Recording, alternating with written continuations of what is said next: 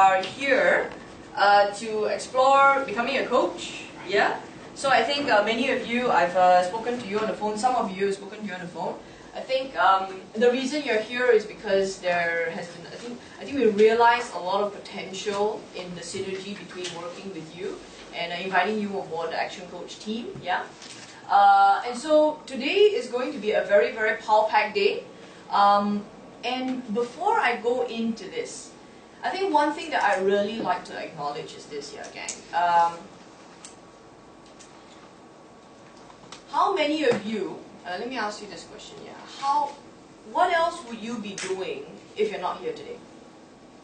What else would you be doing if you're not here today? Still working. Still working? Working? Okay. Looking at my laptop. Working at your laptop, okay. So, in other sense, there is probably going to be a lot that we're doing today if we're not here. So, this is a significant investment of time. And there is one thing that I like to share in the field of entrepreneurship. You can lose money, can make back, right? But don't ever lose time. You can lose money, money can make back. But don't lose time, because that one cannot get back. So before I go into this, I'd like to acknowledge all of you for investing this one full day here with us. So without further ado, a big round of applause please to all of you. Thank you. Very good, very good. So, we have a very, very packed day, and I'd like to go into this. But before I run in, I'm just going to do some introductions. Action Coach. Action Coach is a business coaching company. We've been around since year 1993, founded by this gentleman named Brad Sugars. How many of you know Brad? You've seen Brad? The books. The books, yeah, you see one guy there, okay. Of course, his pictures in his books show someone that's very, very young. Can you guess how old he is when he started Action Coach? 53. 26? 53. 53 when he started Action Coach? Yeah, 40 something. 40 something, huh? Money? 30s. 30s, huh? Okay, I'll break it to you, huh? He's 23 when he started Action Coach at the back of his house. Notice how entrepreneurs start, always at the back of the house somewhere, huh?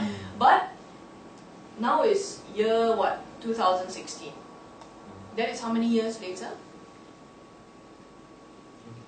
23. So how old is he now? 46.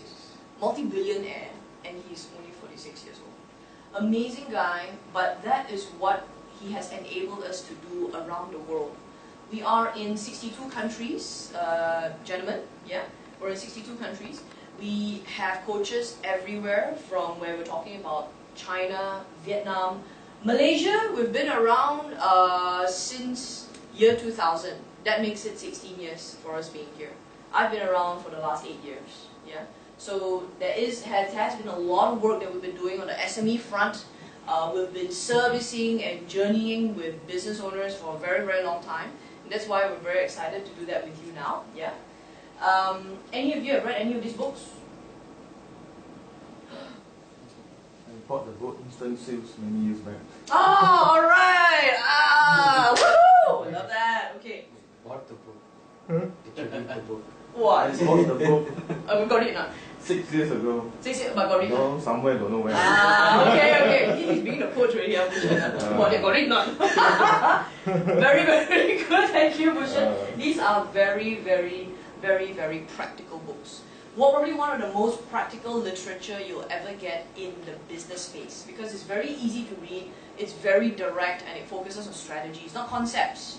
Sometimes concepts are hard to apply, yes. So this stuff is very, very applicable, yeah? This is our Action Coach vision. I live by this, okay? This is our vision, world abundance through business re-education. This is Brad here, yeah? One of the things that he shared, and of course he shares a lot of different quotes, but this one made a difference to me since day one, and I want to share it with you. Who we are today and who we become in 5 years depend on 3 things. The books that we read, the people that we associate with, and the decisions that we make today.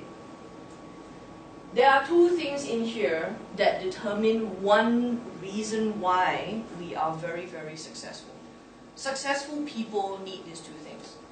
If you can see, there are books. Books is a symbolism for knowledge, as well as people. People are your environment. So this is a very, very important quote because we as coaches become the business owner's environment. We are those people. We bring the knowledge. We don't just get them to buy books. We bring the knowledge, and we are also in that environment, which means we need to have a certain level of not just caliber and competence, but a certain level of character. We have to bring that. We have to be people that are equally successful to be coaching business owners. Yes. All right. Now let me ask you this. Are business owners leaders? Are business owners leaders? Yes and no. Yes and no? Do they have a certain quality of leadership? Yes. Okay, they do, right? As a coach, you need to be able to lead leaders. We're not leading followers. If you're in any sense of entrepreneurship, you have gotten out of that race so that you can build your own. That takes a certain quality. And that is the quality of people that you will be leading moving forward. So therefore, the quality of your own leadership is also very important. Is that making sense, gang? Yeah. Yes? Alright. Action Coach Malaysia, we have a very, very intense vision here, gang. Yeah? To grow and help entrepreneurs to increase the quality of life, to create more jobs, and through a sustainable and successful business. This is the big vision, the big why for Action Coach Malaysia. Yeah? If you see here, we're not here to just grow businesses, gang. We're here to increase the quality of life. There's no point. No point the business make all this money, income, profit, yeah? And then the business owner is still broken, working 14, 16 hours a day, then that's not good quality of life. Yeah? How many of you know some people that have burnt out? This is because we want to bring that quality of life and that fun back into business. And that's the role of coaches. By year 2020, we have 20 firms all over Malaysia, 400 coaches, 5,000 clients, and we create 100,000 jobs. We want this for our economy. Yeah? So very, very important part. And gang, can I ask you this? This big vision, do you think we can do it alone? Yeah. We gotta do it as a team. We have to do it as a team. And so we're all one team. Yeah? A little bit about this firm. This is the Action Coach Kuala Lumpur region. Yeah? We are in the Kuala Lumpur region and one of the fastest growing award-winning firms. A couple of areas, of course, you will see some of the team members here today. But I'd like to share with you one of this. I mean, in the past, of course, since 2011 and 2012 up to 13, we were the top 100 in terms of Action Coach. Thousands worldwide were actually the top 100. Top 10 percentile of the team, doing very well.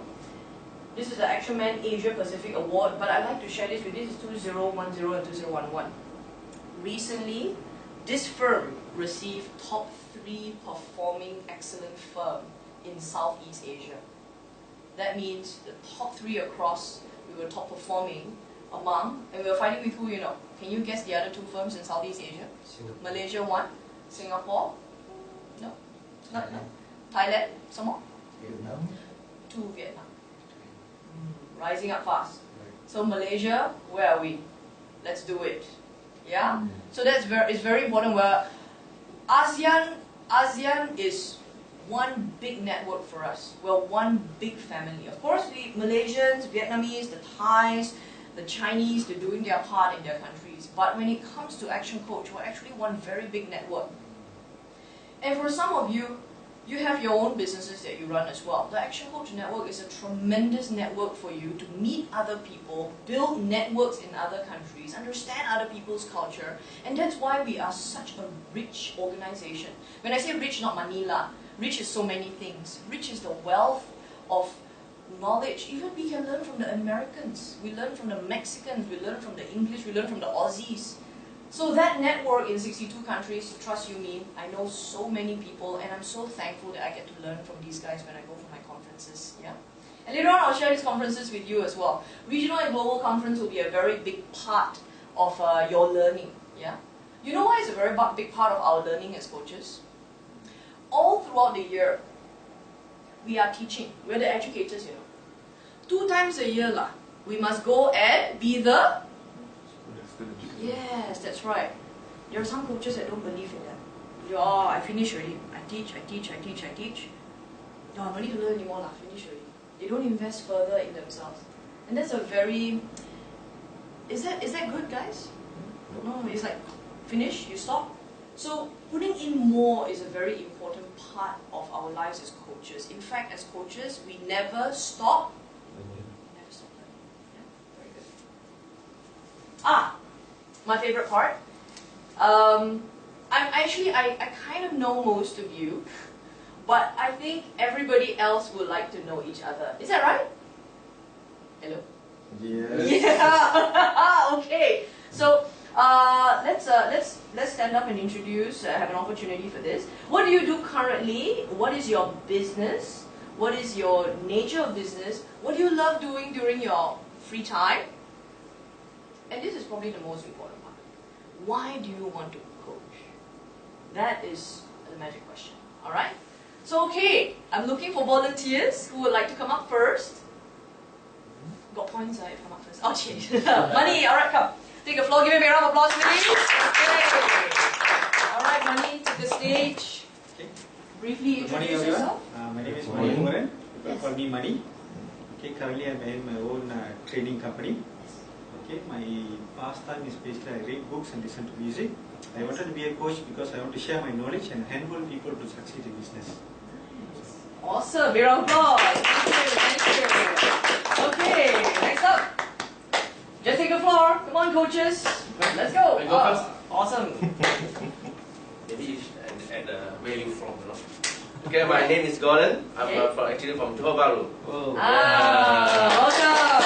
Wow. Okay, so I'm now in real estate and I just went to last 2 weeks to the Vietnam to become a business coach here. Yeah, the action coach. So my favorite pastime actually is to share with people my knowledge, my skill, anything. What you want to learn from me, I just share. Yeah. Okay. And why do I want to coach? Because I want to see my country grow. Yeah, I have a so-called mission to see our country grow.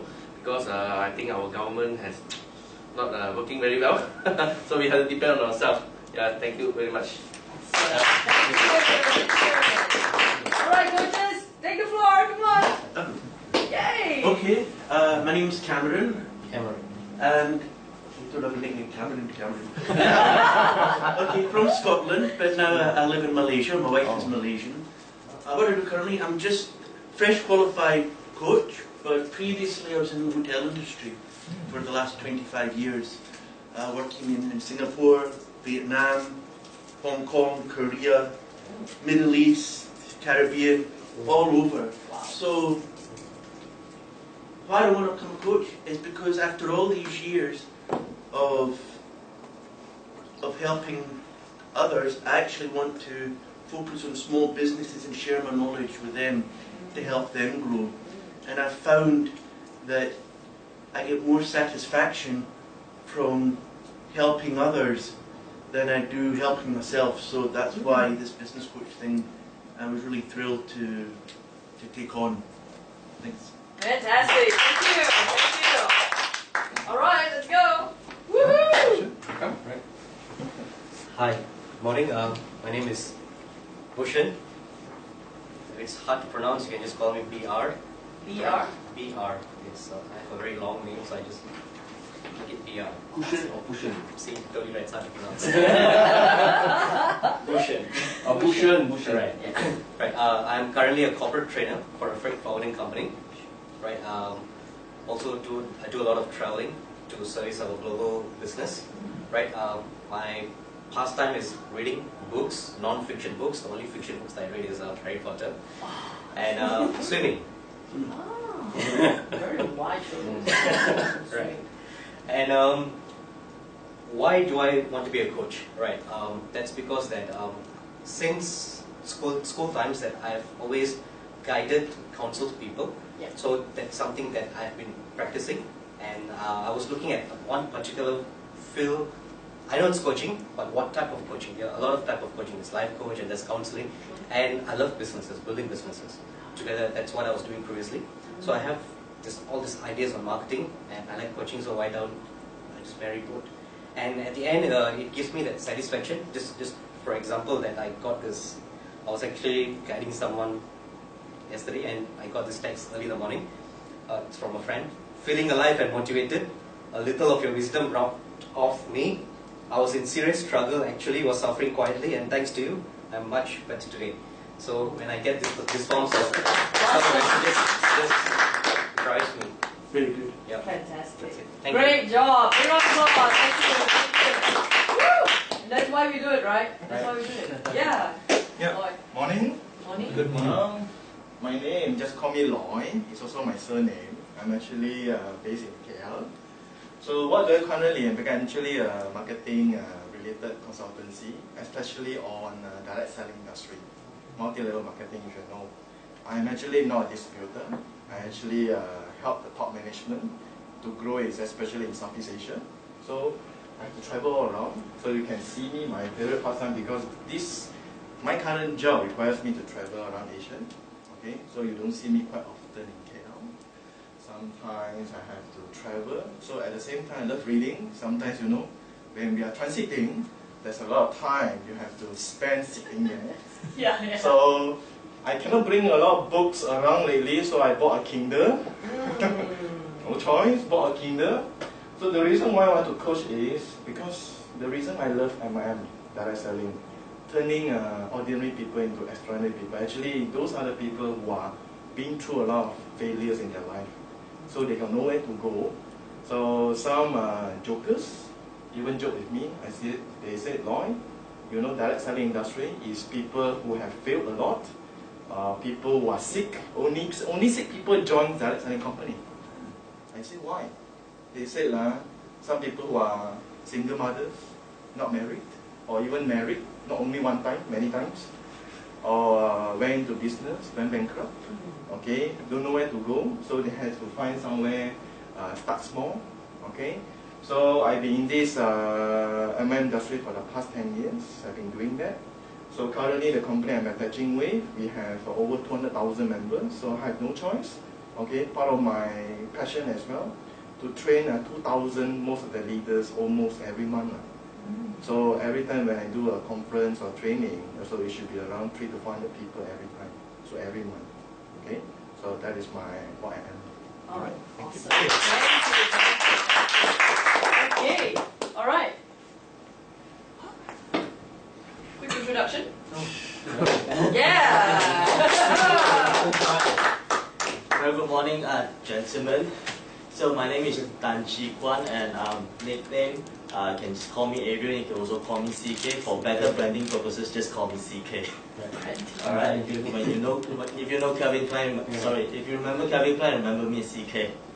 All right. So what I do currently, I'm attached to this firm, Spark Activators. We do business coaching, and also at the same time, we guide those who have intention, who have passion to coach others to become certified coach as well.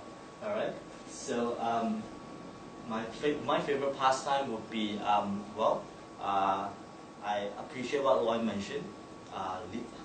Learn from successful people, learn from the CDs, learn from the audios, read the books. That is one of my favorite pastime. But of course, if you were to ask me the most time I like is just to relax hard. Because we work hard, we play hard, we also need to know how to relax hard. Alright. Why do I attach to this firm? It's pretty simple. I came from the IT industry, and all I wanted to do is I enjoy seeing people grow, especially when we give them the opportunity to grow themselves. So that's why I'm giving myself an opportunity to be here together with you guys and see everybody grows, not only personally, but also grow whoever you've coached. Alright, so thank you very much. That's it. Okay. Alright, are you happy with the introductions? Yeah. No one else? Are you sure? You. Okay, thank you very much for noticing. Okay, my name is Marissa. I think some of you we've met for a very, very long time. We've known each other for a while. And of course, I think you're taking on this opportunity to coach, which is fantastic. So we have this chance to work together. A short about me, I'm actually the co-ML for ActionCOACH Malaysia. I started off as a coach. And in the first 2 years, I was coaching my clients. Had about 15 to 20 clients, and it was fine. Before that, I was actually in corporate and investment banking. So a very, very corporate finance background. So when I started, I had very little knowledge actually about entrepreneurship, very little knowledge about business. And then I jumped in, yeah. I jumped in with more passion, I would say, rather than thinking it through. And that is something that it was probably a good thing at that time. But what I soon learned was how to grow myself, because the faster I grew myself, the more opportunities my clients had. And if I didn't grow fast enough, my clients didn't have a chance. And that first few years, I remembered. And at that age, I had the opportunity to coach someone that was in his 50s. You know how challenging that will be, because you're not coaching people that are young entrepreneurs, people that are, they have the same energy. This very, very elderly gentleman came to me and said, Marissa, I love your energy. I want your energy. I go, okay, all right, good. But in my mind, I went, am I going to be able to help you? You've been through 30 years of being in business. What would you want with me? Now, a lot of new coaches actually ask themselves that. But what I did was, I pushed myself very, very hard. And then I realized it became very, very successful quickly in the first 2 years of coaching, and just coaching. Of course, there were stories where, and I will share with you, there were times when it got so scary, where I almost had no choice, but I almost had to go back to work. I don't know if some of you understand the journey of entrepreneurship. Sometimes you give yourself that best shot, and then you go, oh, it's not working out. I need a backup plan. And that backup plan was going to materialize in 6 months when I get my act together. So I got myself a coach. I got myself a coach to coach me grow my coaching business. And that's when everything turned around. When it turned around, I rose to a very, very, and that's why I'm top 100 in the world, yeah. I rose very quickly to have actually one of the highest billings in the country. And that's when I realized that actually this journey was just too good to just keep to myself. And that's why I decided to grow the firm. And when I grew the firm, I started off the firm in, I started off in 08, I started off the firm in 011. 2011, 11, 12, 13, 14, 15, 16, so the 6th year of running the firm. I started to coach coaches. And so, very, very quickly, it became a very, very fulfilling journey, because I started to see other people enjoying the journey that I was on.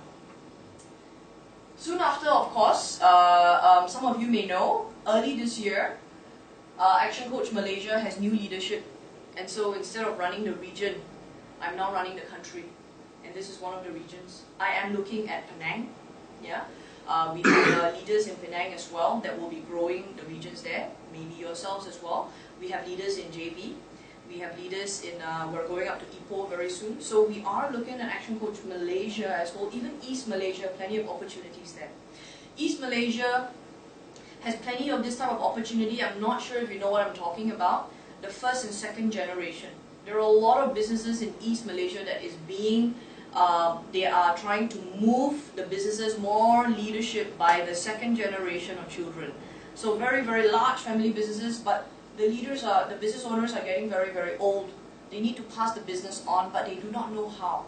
I can share with you in East Malaysia so many, in Kuala Lumpur also a lot. And we as coaches play a very vital role in that. Do you know what I'm talking about? As a coach, we're a third party into the family business. We get to help them, assist them to systematize, treat the business as a professional company, and then back off. Then the second generation can run the company as well. So there are a lot of that transitional issues that cannot happen, and I'll share some examples with you later on. Some of the work that we've already done with family businesses, yeah. So it's a little bit about me, some of the work that we've done, yeah. Are you guys on Facebook? Oh wait, no, sorry, that's a bad question. Who's not on Facebook?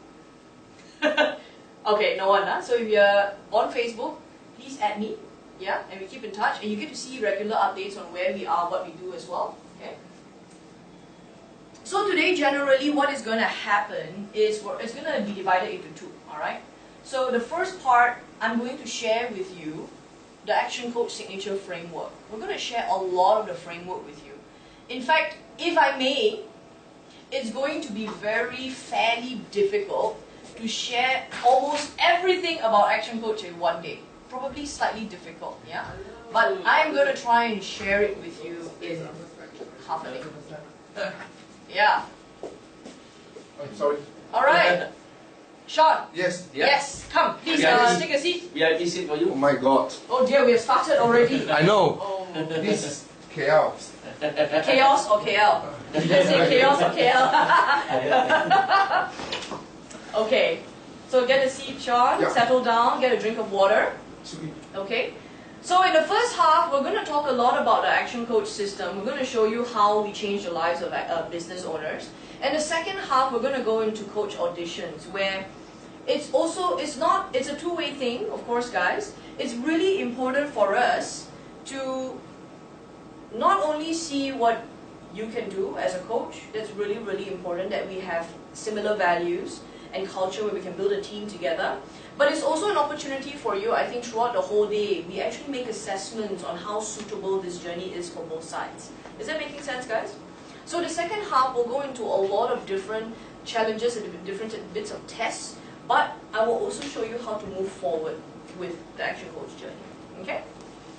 Alright. So moving on, a little bit about learning. How many of us are excited to learn new stuff today? Yeah?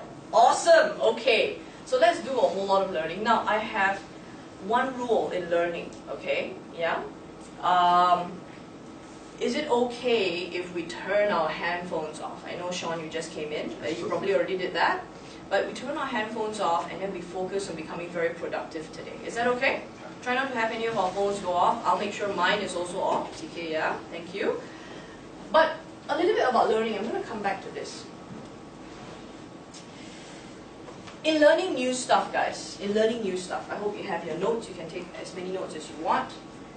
In learning new stuff, do you use your left or your right brain? Both. Okay, what's the left brain for, guys? What's the left brain for? Can we see this? Words, The left brain is used to process words, math, formulas, logic, processes, systems, and details. What about the right brain?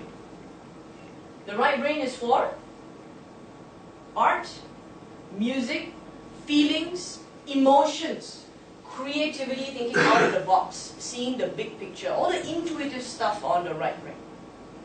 Now let me ask this to you. And some of us trainers here in the room, we already probably know this here. But when we learn new things, which part of the brain do we use? The left or the right brain? Okay, who says left brain? That's okay, we try. Left? Who says right brain? Okay, who has no side, which side of the brain? Who says the whole brain? That's a trick question, huh? That's a trick question, thank you very much. We use the whole brain. Now, in coaching people, in coaching businesses, which part of the brain is important? Both. Both sides of the brain. Now, can I ask you this? What if you coached your business owner from just the left brain? What's going to happen to your client? Just the left brain, let's say right brain, okay, left brain only, what will happen? Business without life. Business without life, but make money or not? Probably make money, make money, yeah, strategies, logic, yeah, make money. But then, business without life. Alright, very good, thank you. What if just right brain only? Chaos. Why chaos? KL or chaos? Chaos. Chaos. Okay. Right brain only, what will happen? Lloyd? Just the right brain. Get so attached to the business. Get too Emotionally attached. emotionally attached to the business. But the business making money or not? No. Probably not. Because no amount of logic, breaking down the numbers, nor math or formula. But very attached, very emotional. So as a coach, is it important that we have both sides? Very, very important. Now I'm also asking you this.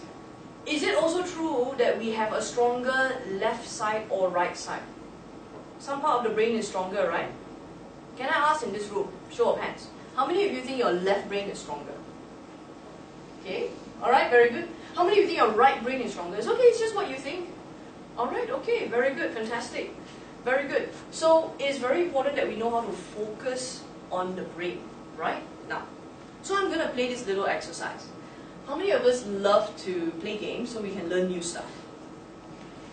Wow, awesome. Wow, this is a very good bunch. I'm very, very excited. Okay, what I want you guys to do, I hope we have even numbers. Okay, I want you guys to pair up 2 by 2. Okay, pair up 2 by 2, and we're going to play a little exercise. Alright? Okay, pair up with someone that you don't already know. I think. Don't already. Many. Alright, you got to stand up for this exercise, guys, and now I'm going to find a bit of space around you. You can use space at the back. Alright? Okay, Bushan and Sean. Okay, now I need you to pick an A and a B. Who is A and who is B? A. Okay, all the A's, can you raise your hand, please? Can I see you? A's. Can you please point at your B? Point at your B and say to them, thank you for going first. Thank you for going first. Welcome. Okay, alright, B's, can you raise your hand like this? And I want you to cross it over. Okay? Clench the fist, turn it inwards, clench it, and then I want you to twist it in. Okay? Hold up. Gordon, okay? Yeah. Oh, hold up. Okay, wait up. Alright, Lloyd, can I borrow you to the stage? All the A's, I want you to raise your index finger like this. Raise your index finger like this. I want you to point at the clenched fist. Okay?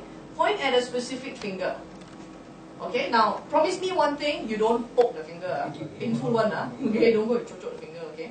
Point at the finger and make sure that they are moving the right finger, and you do that 7 different times. Is that okay? Alright, wait. Okay, Lloyd, back to your position with Cameron. Okay, on your mark, get set, go. Don't poke, don't touch the finger, make sure they move the right finger. This one? Ah.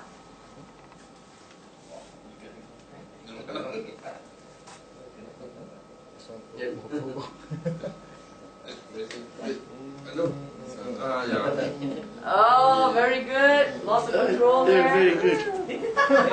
How are you doing over here? It's Sean? good. This one. Ah, this one. Hey? Ah! Alright, very good, guys. Now I want you to swap it over. Okay, now A's, your turn. A's, follow. Cross. Clench. Okay, clench and twist. Alright, Cameron, like this. Clench it. And then twist. Okay, B's is revenge time. Don't touch the finger. The middle fingers. The finger. Oh my god. This okay. This one. Okay. This one.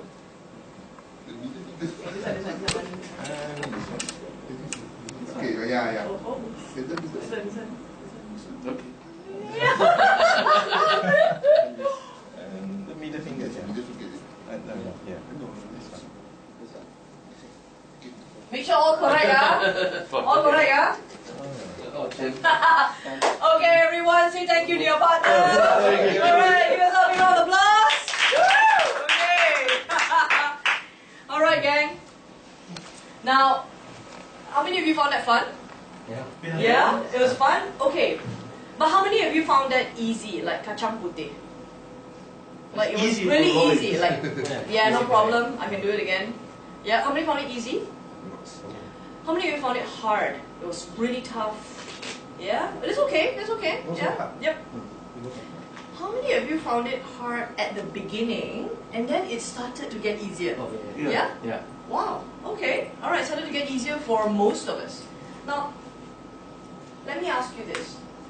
What was going on with this part of your brain? What was going on? Trying to figure it out. Trying to figure out. What was it? There was a lot of? Confusion. A lot of confusion. Now, how many of you can understand this? what happens when we learn new things. We become a little bit confused, right? Become a little bit confused. Now let me ask you this here, gang. How many of you remember the day when you first sold your product? I mean, we're all entrepreneurs. So training programs, we sold products, we sold houses, properties, okay lah, alright? Can you remember when you had to talk to someone for the first time to sell that thing? How did it feel?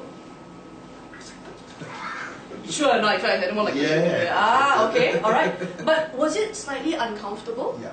Yeah, it was slightly uncomfortable. Uncomfortable, and then it was really confusing. You didn't really know what the steps were. But do you like it now? Do you love it? Anytime you have to share what you do and tell people how awesome this is, do you like it? That's where I'm coming from. What starts off as confusion is because we are coming out of this zone. It's called a comfort. A comfort? Zone. Yes, we're coming out of this zone called a comfort zone. So we are likely to become confused. Now let me ask you this. Do you know people that are never confused in their lives? Never confused. Have you met anyone like that? I always know what to do. Always know. Do you know people like that? No, okay. These people, are they challenging themselves enough if they are never confused? Do you think they're challenging themselves enough? No. They're not. Because they're always in that same place. So, part of a lot of what I'm going to share with you today is going to be slightly because it is new. But that is the process of learning. But do you want to stay confused forever? Forever? Do you want to stay confused forever? No. But if you persist long enough, confusion allows you to find clarity. And that's when you become really, really good at what you do. Over time, I've seen a lot of coaches start off being very, yeah, of course, because it's new. In fact, today, what I'm going to share with you is going to be a bit confusing. But as you persist, a lot of coaches now become so good. It is like a second nature on how to coach. I'm sure some of you even feel coaching is a second nature already. You love it so much. But that's where you need a system, a methodology, and you become very, very good at it too. So, how many of you are looking forward to become confused today? Very good, fantastic. How many of you are excited to learn new stuff today? Alright, brilliant. So, let's roll. Alright, let's roll. I want to ask you a few questions. And coaches in the room, this is very, coaches and entrepreneurs. I think we're here because we've become very successful entrepreneurs ourselves. And now we want to add that value back to other people. Okay? How many of you have experienced failure before? Wow. Well, thank you. Oh, you guys are really honest. Thank you. My hand is up too. When you experienced that failure, what happened? What happened in that failure? Lessons? Lesson learned? But what happened when you called it, oh, I failed? Okay, but what happened? Was it a client? Was it your own experience? What was it? Wait. Sorry? It's you? Alright, what happened to you? Sorry? I grow myself. You grow yourself? Okay, alright. What happened in that failure? Sean? Forgot the failure? Alright. What? No, wrong judgment, wrong decision, Wrong judgment. believing the wrong person. Believing the wrong person, someone let you down. Okay, very good. Thank you very much, Gordon. Upset. Upset? Yeah, upset. What caused the upset? Maybe the lose of the deals. Lose a deal? Alright, very good. Thank you, thank you. So what I'm trying to share here in terms of failure, do we always get what we want when we do something for the first time? Do we always get our ideal result? Do we? No, but what do we get in return? Experience. We get experience. We get the learning. The learning of what? The experience of what? Of how to overcome Adversity. the adversity, overcome the adversity, thank you, of how not to make the mistake again, you know. And in business, doesn't matter whether you have a business coach or not. as you are an entrepreneur, you will undergo this thing called, it's just whether or not the failures are going to be very, very big ones that are going to knock all the wind out of you, or you can minimize those failures. That's why people have coaches on board. So in life and in business, there's only one type of failure.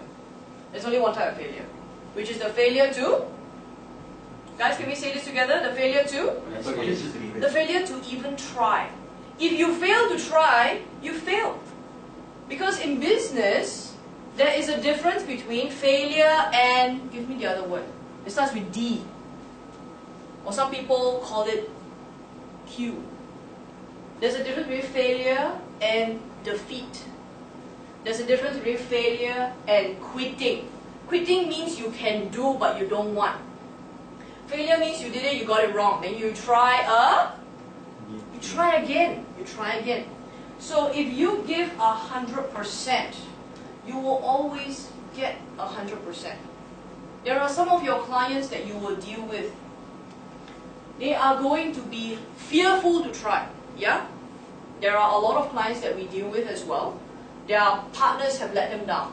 They've lost a lot of money. Yes. But then they come to the same venture and they go, Coach Lloyd, this looks like the exact same thing that burned all my money 5 years ago.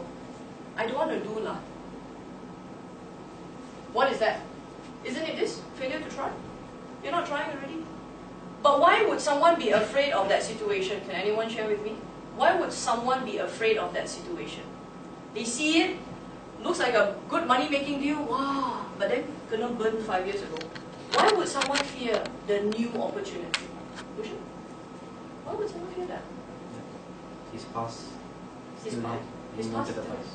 He's hanging on to the past. Very good. Almost there. Why would someone fear this one? There's the past. Don't want to repeat the same thing. It's because the person that fears new opportunities are afraid of the past because they didn't learn what they needed to learn. That's why one would be fearful. So guys, are we ready to give 100% today? Yeah. Guys, are we ready to give 100% today? Yes. Awesome. Okay, let's make it happen. Let's do this. Now you see, I'm asking you this, guys. If you don't give 100%, do you think you can ask your clients for 100%? Do you think you can ask your clients for 100%? That is the single biggest reason why coaches need to role model. You need to role model. You need to be equally successful and you need to equally have that energy if you're going to ask of that energy. Okay? Now, this is a very, very important part here. How many of you know this word? What does it say here on the slide, guys? I know. I know. Bahasa Malaysia. Saya Tahu. Saya tahu. Saya tahu. Now, how many of you know what I'm talking about? Yes. Sometimes when you have a lot of experience, you know some people have a lot of experience. Oh, I've been in this business for 20, 30 years, you know. And sometimes the longer that they are in business, the harder it is for them to learn new things. It's because of the I know. Yeah, because they've been in there for a very long time. Then a very new and buzzing staff comes along and say, hey, boss money, your system like this, I think we can do it this way, we can make it better, we can try this, we can try that, we can try this. Let's say, not saying you're like that, money, but no lah. All this yeah, I tried before lah. I did it before. I know how this works, but cannot one. How the staff will feel? Oh, okay lah. Then the staff will do it for how many times? Maybe 1, 2 more, 3 more times, and then after that he's not going to the boss already. Why? Because the boss knows. Doesn't give them enough, doesn't give him enough room to try. Now, the thing here is with this. As coaches, how many of you know there are some coaches here and trainers? I mean, we're all the same. We're in this room. Consultants, trainers, coaches. And in the industry, some of them know a lot.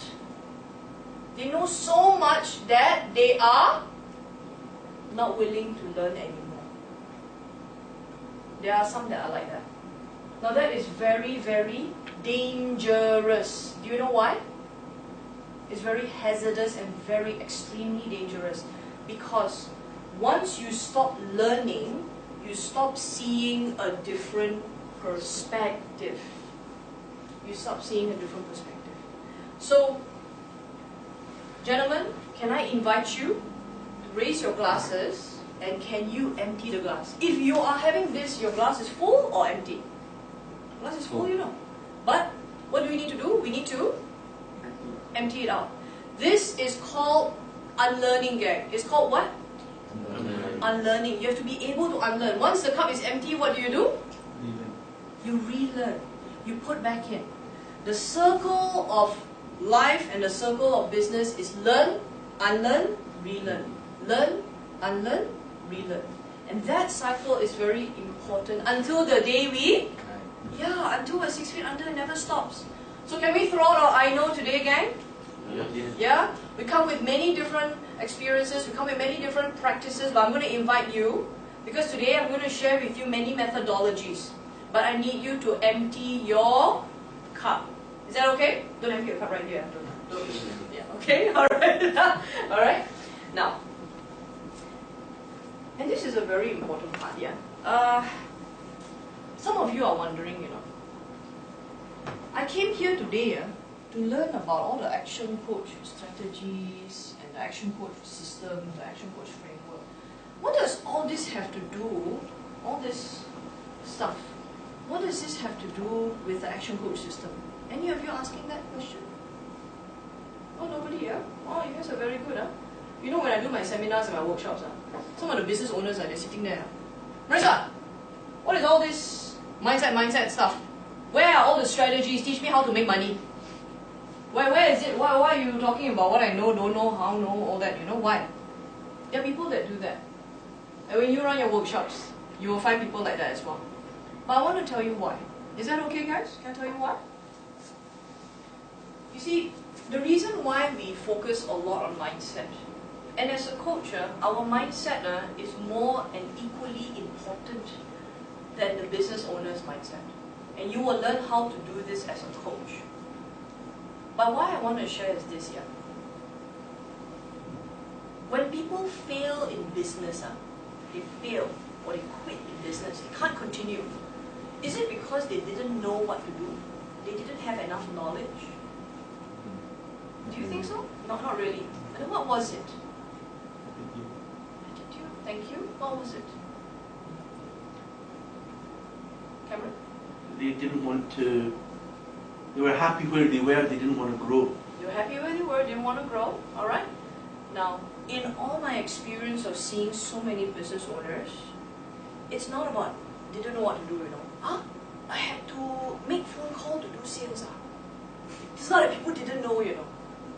Right? It's about doing what you know. Switch those two words around. It's not about knowing what to do, but it is the success that belongs to the people that just does what they know. And my mentor said this to me. He said to me, Marissa, if you were to be the kind of person that just does half of what you know, you will be extremely successful. Don't go thinking you need to know more stuff. You just got to do half of it, you're good enough. And then bang. That hit me. The difference between the kind of person, business owners, that know what to do and the ones that do what they know is this thing called mindset. It's how you think. That difference is M-I-N-D-S-E-T. Is the way you think, your character, your attitude, as you said. So, that's why I focus a lot on mindset. And by default, as coaches, we need to be smart lah. We need to have a certain level of knowledge. That's expected. But what differentiates us is how we think, how we behave, and how we handle challenges. Okay? So let me ask you this question here, gang. How many of us, okay, leaders in the room, coaches in the room, how many of us get a little bit negative sometimes? Yeah, a bit frustrated, a bit upset. It's okay. Wow, good. Yeah. Alright, thank you. And when we're a bit negative, we're a bit upset. What are we experiencing here, guys? Can we say this together? Blame. Blame. Excuses. Denial. What does blame sound like? Negative. You Point fingers. point fingers, yeah? It is your fault. This is happening to me. When I say it's somebody's fault, this is happening to me, where's my power? Where's my power? My power. Where is it? It's there. It's not with me. It's with that person, whoever it is. I can blame a lot of things. How many of us know? Can blame the business owners lah, blame the competitors, blame the economy, blame our foreign exchange. Because foreign exchange has really hurt a lot of business owners. Yes, it has really hurt. But you cannot just sit there and say, you know, I'm dying lah. The US dollar went from 3.3, 3.2 to 4.4, and then how? So what? Just you can't just woo. That's it. You need to know how to. You need to know what to do. In the last 1 year, Mount Kinabalu, the earthquake all happened. Yeah, a lot of tourists are going to Japan. A lot of hospitality businesses here, hotels, all have 20% minimum reduction of tourists. Oh my goodness. Then how? Can you stop that? Can you stop that? Do you have control about that? No. But you have to do something different. So we blame a lot of things. A lot of business owners will blame. What about excuses? What are excuses, guys? When we're a bit below, what are excuses? What do they sound like? For not doing something. Justify them. Little reasons not doing something. Justify. Justifying why you are not where you are. Yes, alright. Little reasons why you're not successful. Okay? Denial. Can someone tell me what's denial? Do not accept the fact. Do not accept the fact. Not willing to see it for what it is. This is the deadliest of them all. Huh? Okay.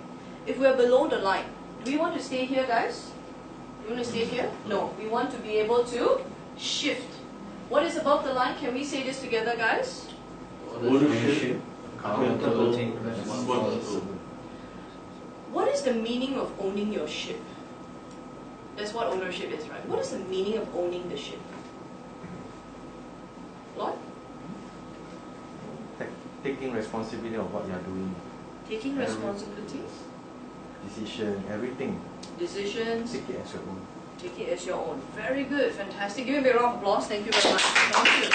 Thank you. You see, what I like about what you said is going north is a decision. Is going south is also my decision. You take the responsibility. That's called owning your ship. But if your ship is going south, you need to do something real quick. Now this is the thing here, gang. If we are below the line, we are living our lives as a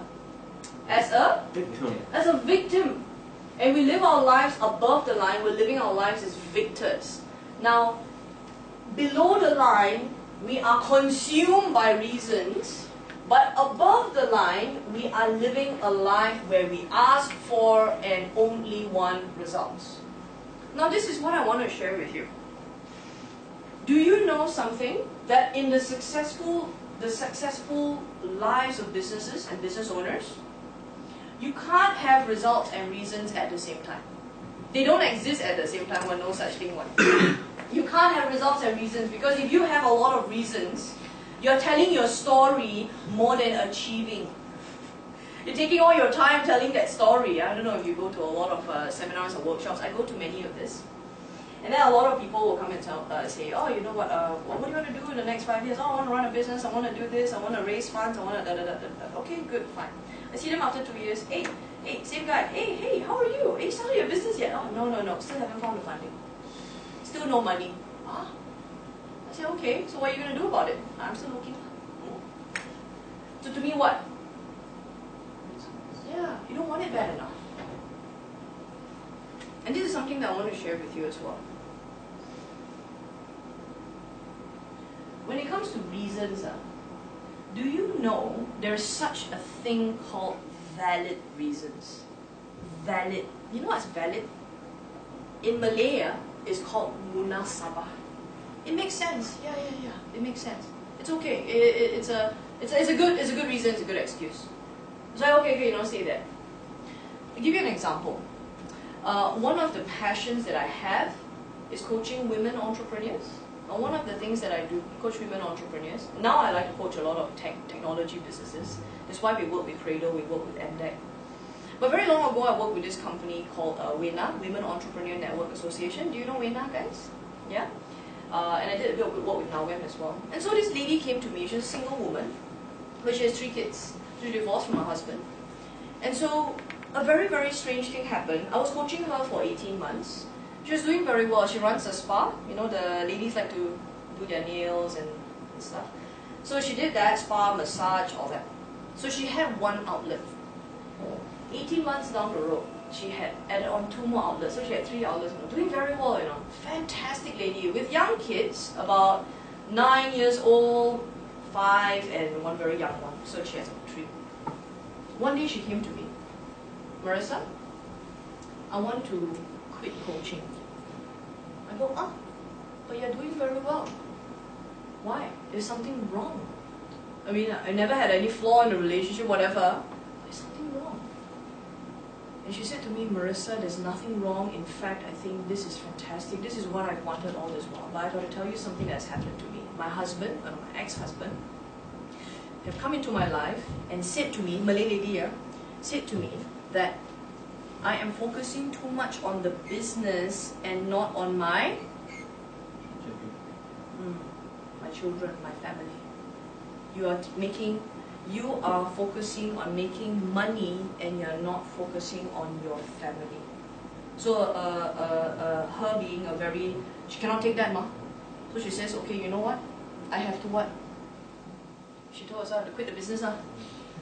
She quit the business. I said, oh my goodness, what's your plan? The plan is to pass the outlets to all her cousins and her relatives, and they run the thing. They pass a small little sum to her on a monthly basis so she can take care of her kids. I said, alamak, what kind of plan is that? So then I said to her, Shakira, her name is Ira, yeah, Ira. Not Shakira as in the dancer, that one, no, Shakira. So I called her for short Ira. I said, Ira, do you know any woman entrepreneur that is a single mom that is successful and they run businesses? Do you know them? She says, yeah, I do. I said, okay. Do you know them personally? She says, yeah, I do. They are my friends. They are people that I know and they're very successful. They've done all kinds of businesses and they've done very well. So I said, okay, why is it that they can do it but you can't? So when I look at, long story short, Ira didn't make it. She gave all these outlets up. She didn't manage to change her mind. Now there's only, I think, 1 left. All the other chaplak already. Shah Allah Puchong lah, that side of KL. But a very sad story is because what did she do with the reason? She made it valid. She validated it. She believed it despite other people did not. That's why they were successful. So you need to be very careful with the validation of reasons, because this can pull you down if you don't see it. Now, this is a very important part as well. As coaches, where do we need to be? We need to be here or here? Results. We need to be here or here, guys? Hello? Up. Yes, we need to be up.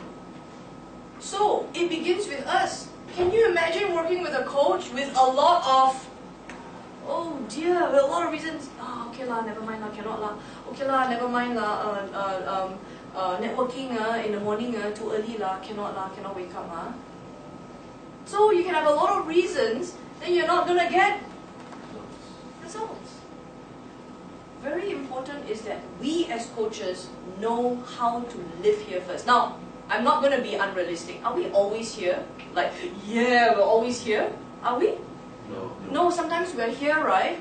My hand was up just now, I'm very, very honest, yes. But the key here is to be able to move up. The key is to be able to shift. You must master yourself and then you can coach your clients. Is that making sense, guys? Yes. How many of us are ready to focus on results? Alright, let's rock and roll, okay? So I want to go into this, a couple of things. BFOs. What are BFOs, guys? Can we say this together? Blinding. Obvious. What are these, guys? Blinding flashes. This is an action coach term. Every time we finish a conference, we go, hey, Bhushan, what's your BFO? Hey, Lloyd, what's your BFO from just now, Brad session? What's your BFO? Your BFO, what they mean here is, you see, can I ask you something in business? Do we every day learn new things? Do we learn new things all the time? Yes. Are you sure? Sometimes. Sometimes, Let me cast this forward. Let me help you to see this. In business, sometimes we don't learn new things all the time. We have what? We have new perspective. We don't learn new things anymore. So BFOs are things that were in our blind spot. And we couldn't see it because we were inside too long. Okay? We were doing for too long. So then we step out. Wow, thanks Brad for showing me that, I have to work on my business. Thanks, coach. I have to spend more time training my team. Oh, thanks, coach. You get to see all these things. You knew it, but you never knew it in that angle, that perspective. These are BFOs. Is that making sense, guys? Do you know that that's one of the most intense things that we give to business owners? Very intense. How many of you know what I'm talking about? The role of a coach. Thank you very much. The role of a coach, and one of the biggest things that you will offer your clients, your business owners, is that you can see the forest for the trees. You don't see a tree, you see the whole forest. What does that mean? As a coach, you can see the big picture. You are not focusing on the alamak, cannot pay bills, cannot this, cannot that, cannot this, cannot that. You are focusing on the big picture. And do you know why you can do that? Do you know why you can do that? Different perspective. Different perspective, okay. But do you know why you can do that? Do you know why we can do that? Because we're not in the business. Thank you very much. We're not in the business. We're not in the business, and they will also question you and say, hey, Lloyd, you coach a catering company before. What do you know about catering that you can coach my business? Do you know some of them will ask you that? How many of you have gotten those kind of questions before? Yeah? Alright. Hey, you know a lot about flowers. Who gives you the right to coach my business? You know what? The fact that I have not been in catering before will make me more valuable to you. Do you know why? Do you know why? Because I'm not making any assumptions. If I've been in catering before, I've been in food before, I've been in flowers before, if I've been doing all that before, I will make certain assumptions about your business, right? And then therefore, I will have as many blind spots as you. And then I don't serve you anymore. The coach doesn't serve you anymore, you need someone else. So this is a very, very powerful thing that you must realize, that we can see the forest for the trees. Okay? I want to show you a video. Can someone hit the lights? One of my favorite videos. Yeah? One of my favorite. Okay.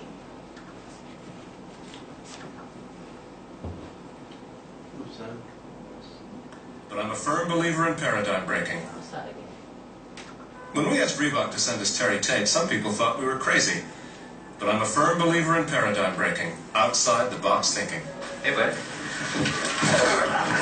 Break was over 15 minutes ago, match! And since Terry's been with us, our productivity has gone up 46%.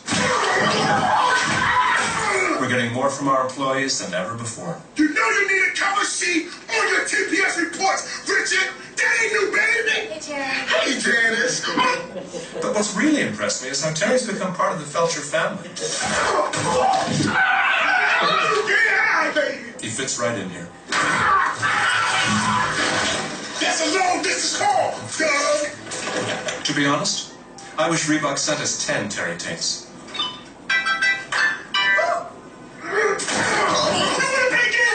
Well, when it's game time, it's pay time, baby!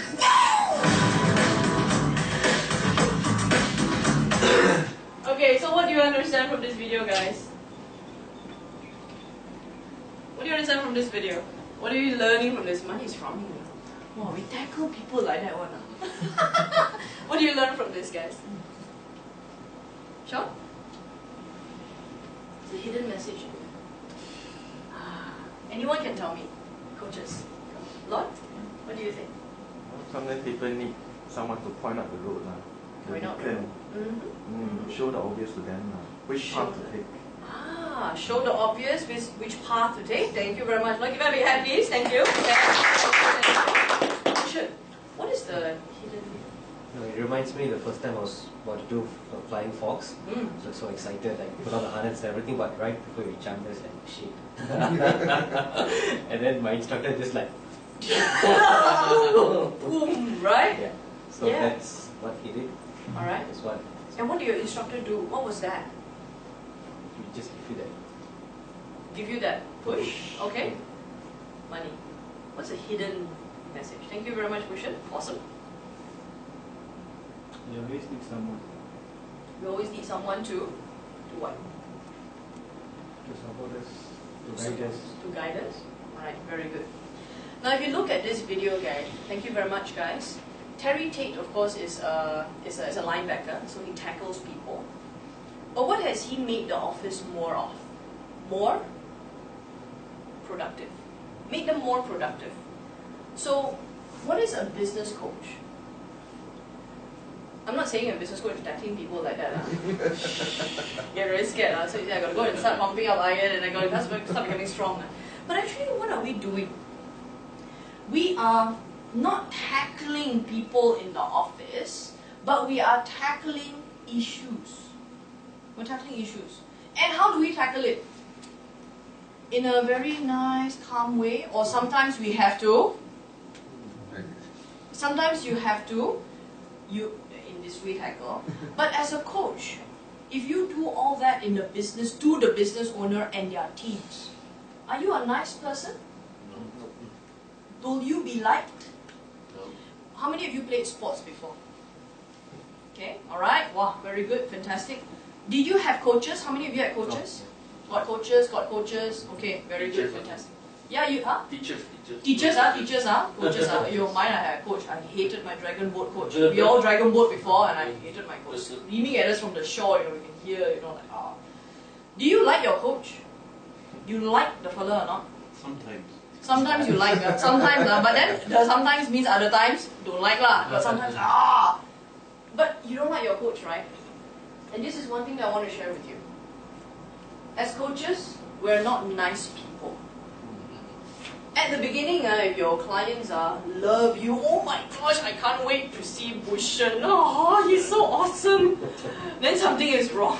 It means that, what does it mean? It means that you're not getting them to do the stuff that they should be doing, and they hadn't been doing, that's why they're in that mess. So, one clear-cut way for you to know if coaching is working for you is that your clients are just going, I'm seeing Coach Roy today, but they know you will get them results. Okay? Nothing inside me cares enough if you're too nice. I know some coaches that are very nice. They're very, very nice. They're too nice. They let their client get away with all kinds of things. You didn't do the appointments. You didn't get the sales today. Alright, you didn't. Yeah, but then in that case, sorry, Cameron, I can't pay the fee this month because actually we just didn't do enough activity to get the sales in. So, can't pay the fee. Then what happened? Too nice. That's why from the start, be very, very tough. Be very, very tough and even help your clients to move forward. That's the reason why they need you in the first place. That's right, to get them to do those stuff. Okay? So I want to share this with you. This is a very important part. How many of you know exactly what a coach is? Like really, really. Oh, I can tell the difference between consultant and coach. Oh, I can tell the difference between trainer. I can tell the difference between mentoring. How many of you are really clear? You need to be very clear because we're going to position ourselves in the market. And that's something that we've done. We focus very, very hard on positioning ourselves in the market. And we've been educating since day one. And in our early days, when I tell people I'm a business coach, right, they think I run a bus company. Yeah. Or can I have a ticket to JB? Ticket to Singapore, how much? That was the earlier days. very, very early up. The same like personal training. Personal trainers, last time nobody knows what personal trainers do. Now business coaching is it's not even a luxury anymore, it's a necessity. Because you need to grow your business with this person. So is it important we know how to position ourselves? Yes. Hello? Is it important? Yes. Absolutely. Okay, now what I want you guys to do is this. One group here and one group there. I want you to, work on your own for the first 3 minutes. I want you to write down what this means to you, a coach. Write down a description. This person does this, this, this. This one, this one, this one. All in all is to differentiate it, and then later we will have a group share. Is that okay? Yes. Hello? Yes. Yes. Yes. All right. So take out your books, guys. Paper, ample. Magic pens, ample. Please brainstorm on your own first. Okay.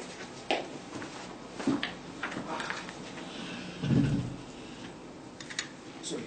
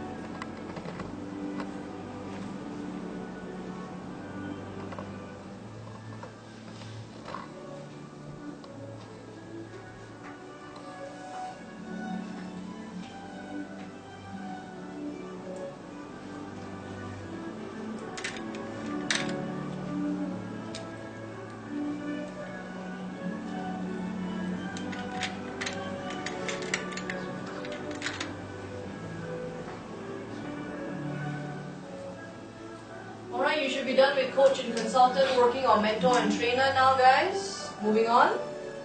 1 more minute.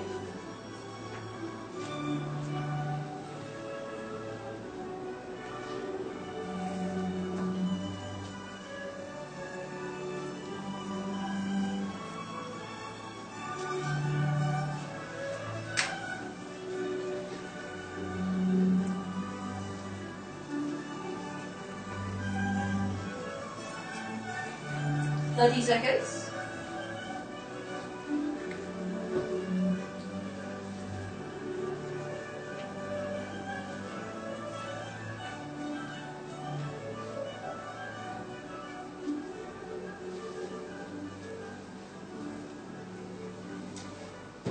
Alright, guys.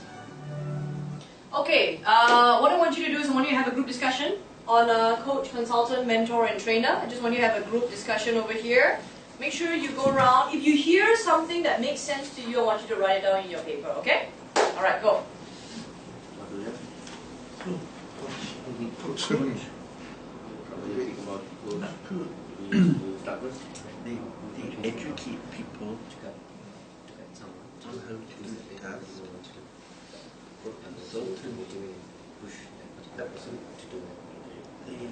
They tell people how to do a specific task. Mentor? I was trying to remember. But a mentor is like a guide. So he's not there all the time, but he'll guide you on a task. And a trainer teach you something. Yeah.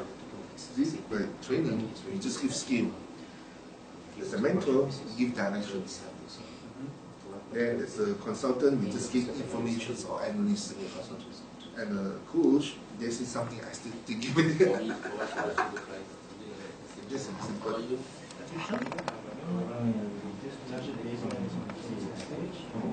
Cash, okay. Because a coach goes through cash.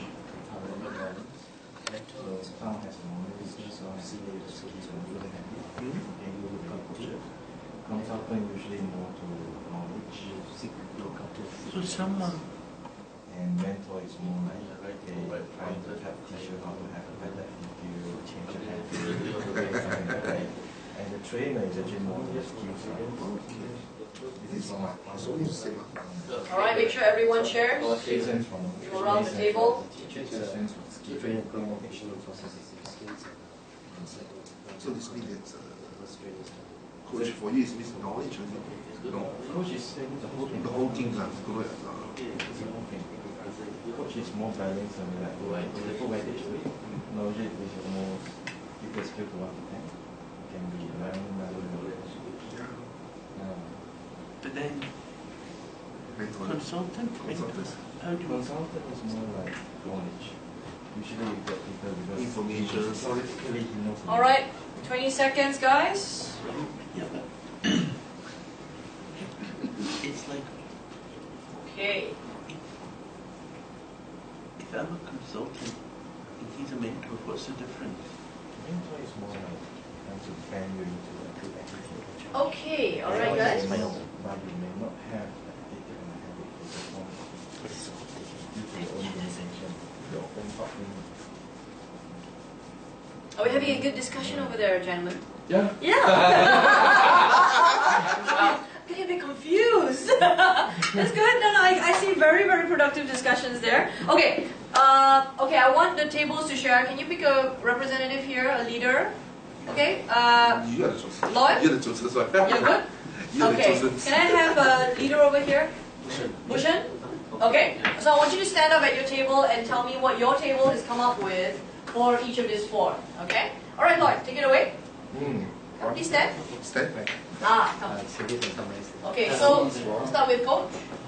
Coach, I did it this way. So I just make it based on the cash, KSH. KSH. KASH. KSH. Yeah. So a coach. No, K. It's K. Knowledge. Oh, okay. So I use this to decide on this. So coach is actually someone who has knowledge, attitude, skills, and habit. What balance on this? Okay. Knowledge. Okay. This is attitude. Attitude. Skills. Okay. Skills. And the habit required. And habit. All right. Okay. Good. So for consultant is someone who has the knowledge. Okay. Knowledge. The K, and also the attitude, okay, to guide or to mentor someone. Mentor is usually someone quite personal, like someone will bend into your attitude, telling you that your attitude is not so good, your habit you have to change. Without this A and H you don't do it, something like that.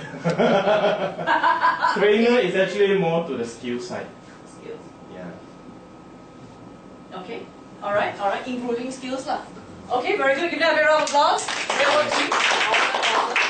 Okay, this table, Bhushan, we have you set up. Sure. Coach, it's someone who teach you how to fish. Okay. Right, and then to elaborate on the points, that someone that guides you to do that what you already know that you should do. Okay. And motivate and push you to do it. Okay. Right. Okay. A consultant is someone that you hire to provide a specific solution in your business. Someone who's a subject matter expert that works on project basis. Okay. Subject matter expert. Okay. And a mentor is it's like a compass, a business or industry leader, senior person that you look up to and seek guidance. Okay. Seek guidance, leader in the industry. Yes. Okay. All right. And Good. a trainer, it's like a teacher that trains a group of people on particular processes and skills. Okay. One-time contact. One-time contact. What does that mean? That means that he does the training once, that's then done. Okay. So it's just about the information and the knowledge, yeah. Passing on information. Okay. All right. Very good. Okay. Very, very good. Fantastic, gang. Okay, I just want to share this with you. So now you have your own definitions. I want to share the definition with you. Is that okay? Okay. All right. So I'll start with consultant first, and then I'll go to coach. Then you can see the differences here.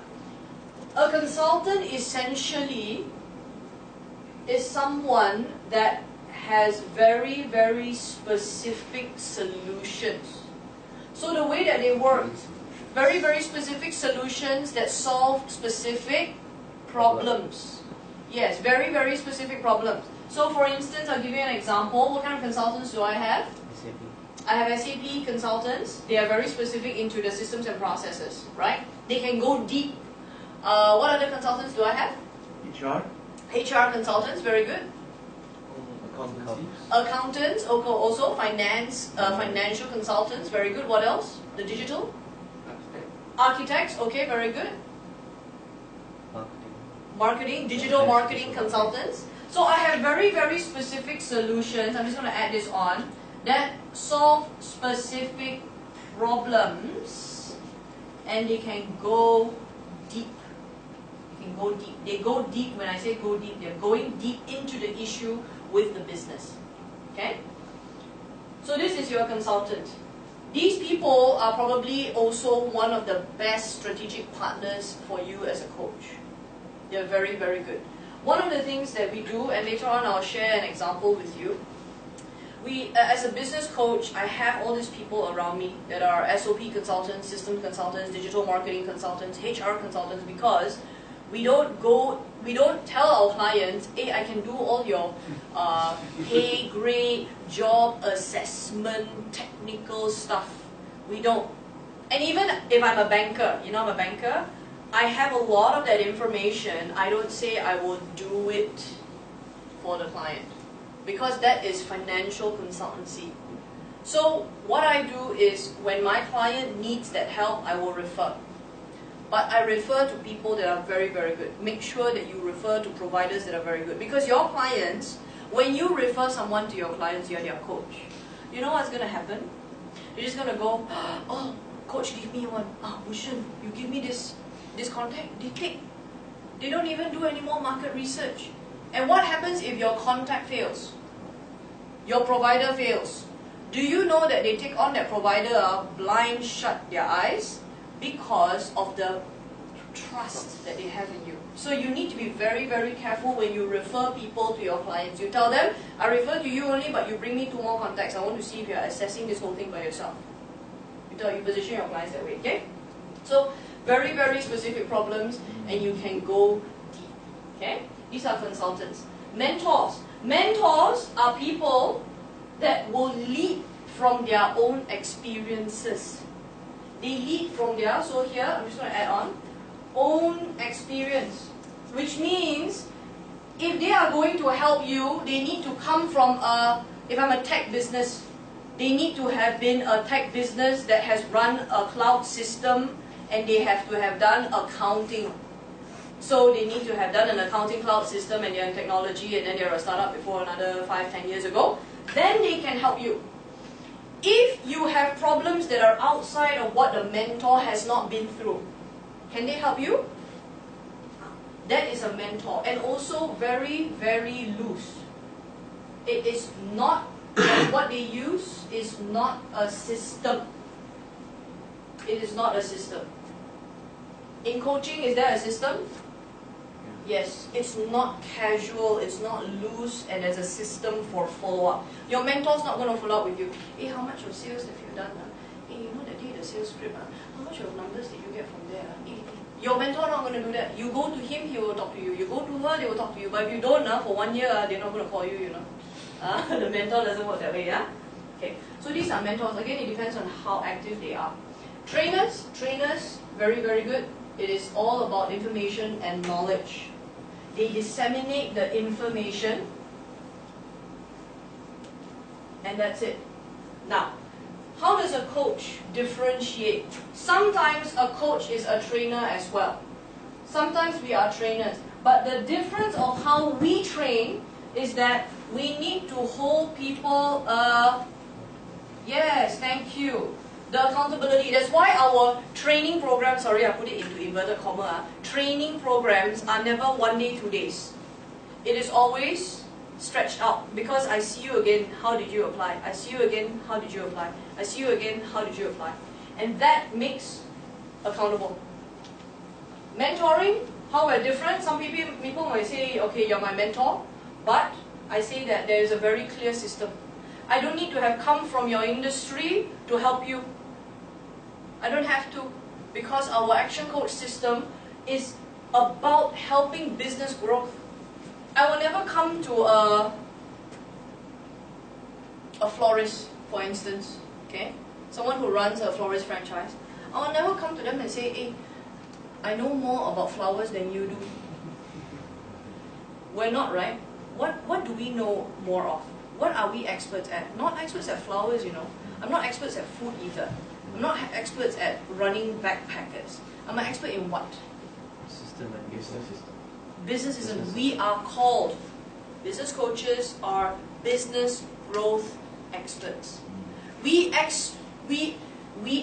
have expertise in business growth.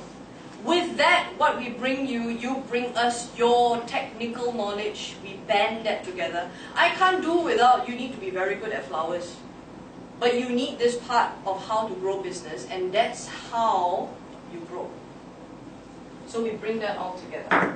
Is that making sense, guys? Okay? Any questions so far? Can you see the positioning now? Can you see this difference? Consultant and coach, you need to be very careful not to be a consultant. How do you know when you start being a consultant? Sorry? You give specific solutions. You give very specific solutions. When you... Sorry? Like try this method or different methods. I give ideas. Okay, why don't you try this idea or this idea? Yes, thank you very much. Now, can you actually tell the business owner what to try? Can you tell them, you must go and do telemarketing. You must go to the expo. You need to go and do this. Can you tell them? Can you tell them that? I mean, first of all, how will they respond to you, right? If you tell a business owner what to do, one. Number two, can we actually do that? Can we tell them what is best for them? Consultants can because they come from a very clear background. They've got a lot of experience, they go deep. But they only go deep in that pillar, you know. But we are not going to go deep in one pillar. Because business coaches are also called, what is that? It starts with G. They're based in Klang Valley. Actually, they're based in, they do a lot of work in Putrajaya, Cyberjaya now. They started off with wedding catering. But first is the father, this is Harun. This is the mother, Murni, and this is the daughter, who is Nurul Izzah, not the PKR, Nurul Izzah, not that one. Not that one. This is her name, yeah? No relation politically, yeah? So this company, when I took them on, they were my third client. They've been with me for about 7 years. Wow. Very, very long. You know, that's one of the things that when Brad shared with us, we actually have one of the longest retentions. 7 years, no stop, guys. No stop, no break, and then 6 months, and then 3 months, and all that. No. We actually have one of the best retentions any profession can ask for.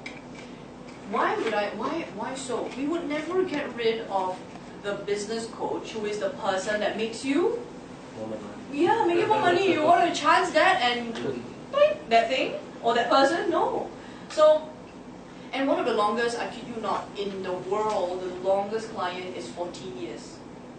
14 years, you see that. I also, I will see the person until, cannot, July already. But that coach, and he's in Australia, his name is Steve Wanmer. He has a client for 14 years. Oh my goodness, take my hat off. This company, when I took them on in 2009, they were only making, this is annual sales, 39,000 ringgit a year, you know. That probably comes up to about 2,000 or 3,000 ringgit a month sales. So it's a fresh sugar in 23 years. 23 years, The client, the longest. I mean, NG to us 23 years. 23 years. Beginning until now. Until now, yeah. Brad Sugars is the best coach, and if you have an opportunity to be coached by him, he will coach you anywhere, but you beware If he coach you, you just better make sure you're ready to kena big time. But he will help you to change the way you think. To me, I think Brad is fantastic. Where he has come and what he shares, and with hundreds of coaches all the time. So yeah, Brad also, fantastic guy. So this company, we turn around, and 2014, they were banking 8.05 million. Wow. From their start, this guy was leading, I can tell you. He was running this restaurant, 2 restaurants in Shah Alam. They were very near UITM, you know UITM? So they have these shops there, and he actually suffers from a student market. And then he tried to do all kinds of campaigns, raise prices, bundle package. But you know students, they'll buy one day ice and they'll sit there for 3 hours. So he couldn't, and then he bled through those businesses. He was there for about maybe 4 or 5 years until I came along, and then he says, I want to link up these two businesses. He managed to salvage something like 20 or 30,000 from those two shops, of which he put in more. And he said that's all he had left after paying off a lot of debt. He came to me and he says, Marissa, actually he has 2 daughters. This is the eldest one, and then another daughter. Both of them going to tertiary, you know. So a lot of money is required. And the wife, the mother, Morni, was actually in the koperasi, taking on a job. For the longest time, she wouldn't let go of her job because she was very concerned for Harun's business. So she said to me, and then literally, they will come for coaching. Harun is the businessman, but Morni will rush from her koperasi, tutup kerja 4 o'clock ma. Come and rush here 5 o'clock for a coaching session. So their coaching sessions with me for years have always been the first and third Wednesday 5 o'clock. They were always at my end. I maintained the momentum with them all the time, same for many years. Until when the 3rd year came, it was 2009, 2010, 2011, they were already banking 3.8 million ringgit. But what this guy needed, you see, let me ask you this. When you run a family business, guys, you run a family business. He was running a family business. He's got all his members inside. When you're a family business, with a lack of structure, right, what do they come to work every day to do? With a lack of structure. They come to work every day and then they start quarreling. They start fighting. The focus is not on growing the business, you know. This was how I found them. They were, this one similar attitude as the father one, very driven, very panas paran one. So this one fight, this one get in the middle, the mother. Yeah. And then all the in-laws and all the cousins and all nephews, all inside the business also. So when the top they're all fighting, what's happening to the bottom? They also, nobody's working lah. So that's why they were going down the drain. Until we sorted it out. That's why I say family businesses, if you know any, they are very good. As a coach, we come in and play one of the most powerful roles, and I will teach you how. But they were not coming in to grow the business. At least that's not their focus. They say it is, but it's not lah. They come in every day to bicker and argue. So when we got that out of the way, CEO, Purchasing Director, HR Director, leave all your stuff outside when you come in. You are these roles, these are your KPIs. When we put that through, boom, they started to make money. I tell you one very simple thing that I did for them. I teach them how to have one team meeting every week. How simple is that? How simple is that? It's just that they know they need to have team meeting, but they are not. You get them to do the stuff, so I say, okay, from now on, no team meeting, denda 1,000 ringgit. Huh? And then, what? Versus what? Continue to firefight? So, sometimes the simplest thing is to get them to do the stuff they already know. Can you guys see it now? Yeah, alright?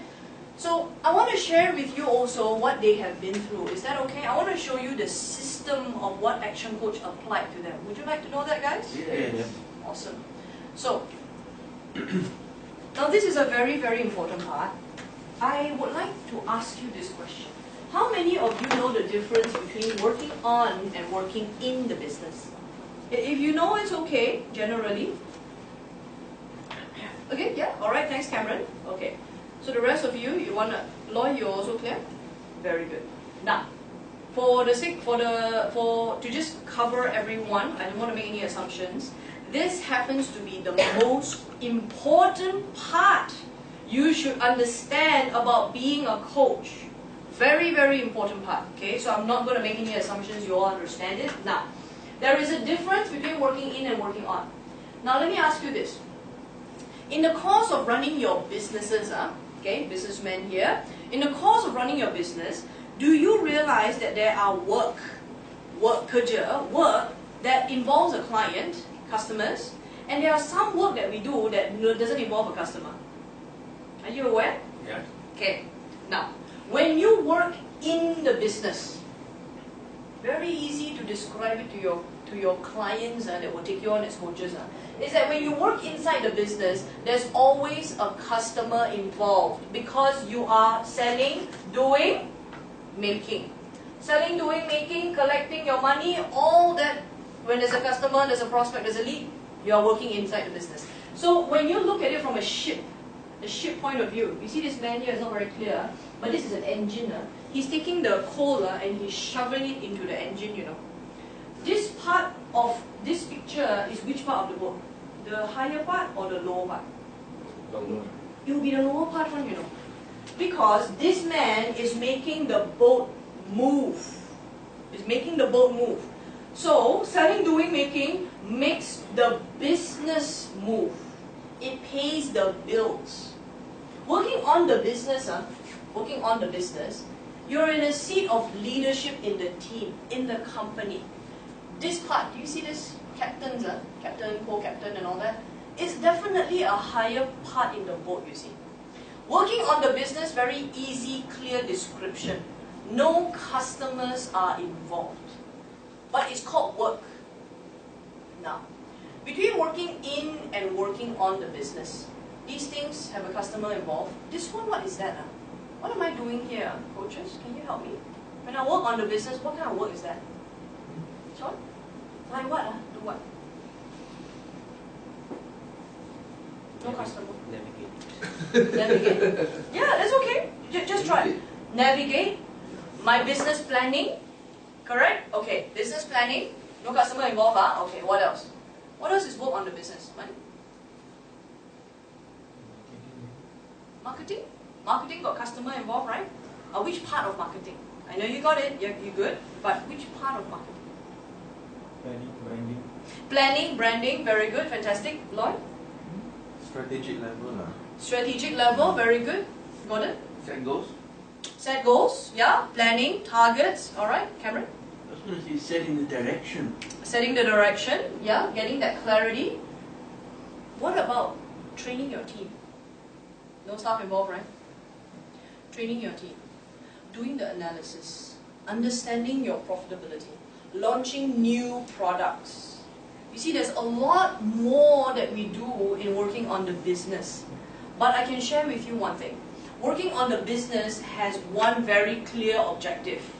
It is about building systems. When you work enough on the business, you will build systems.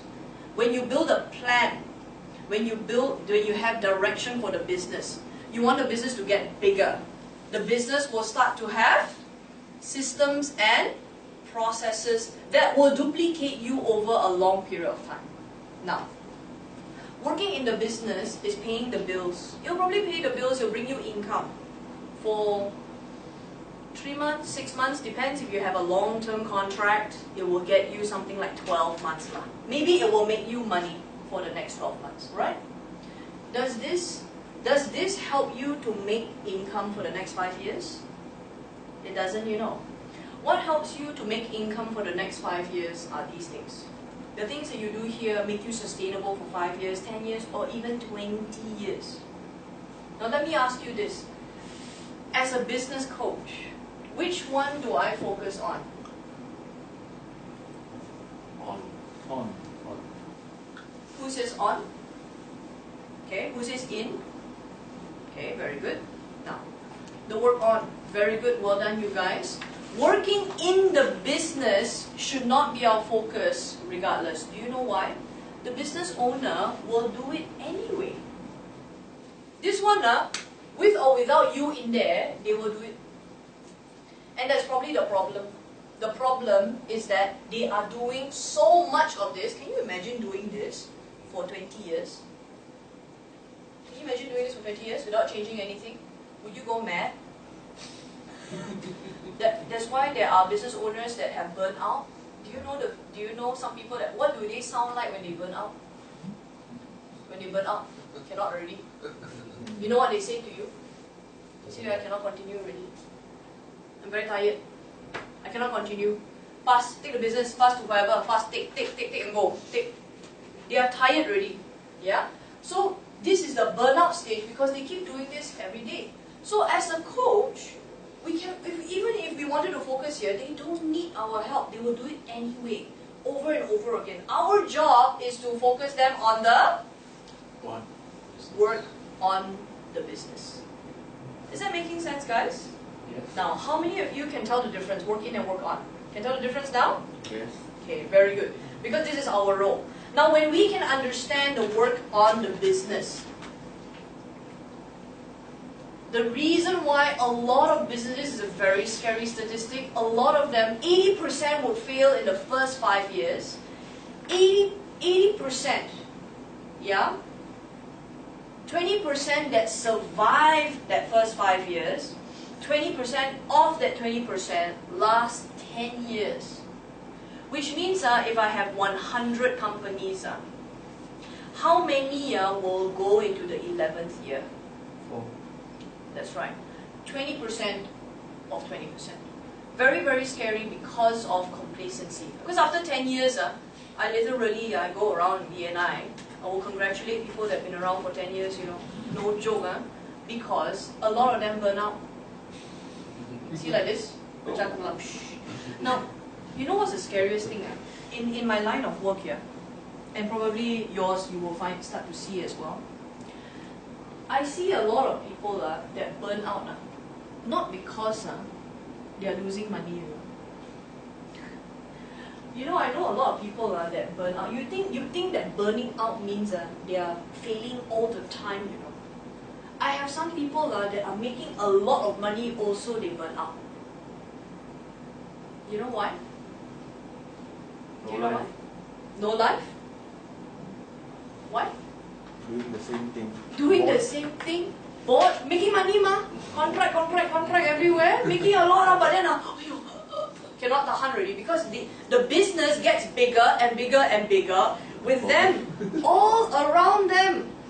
And then when they go away for a holiday, the phone keep going off. They don't have a quality of life. So our objective is to build a commercial, can we say this together guys? This is our objective here.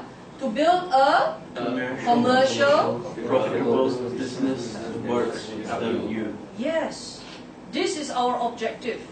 Action coaches everywhere in the world will teach a business owner how to autopilot a business.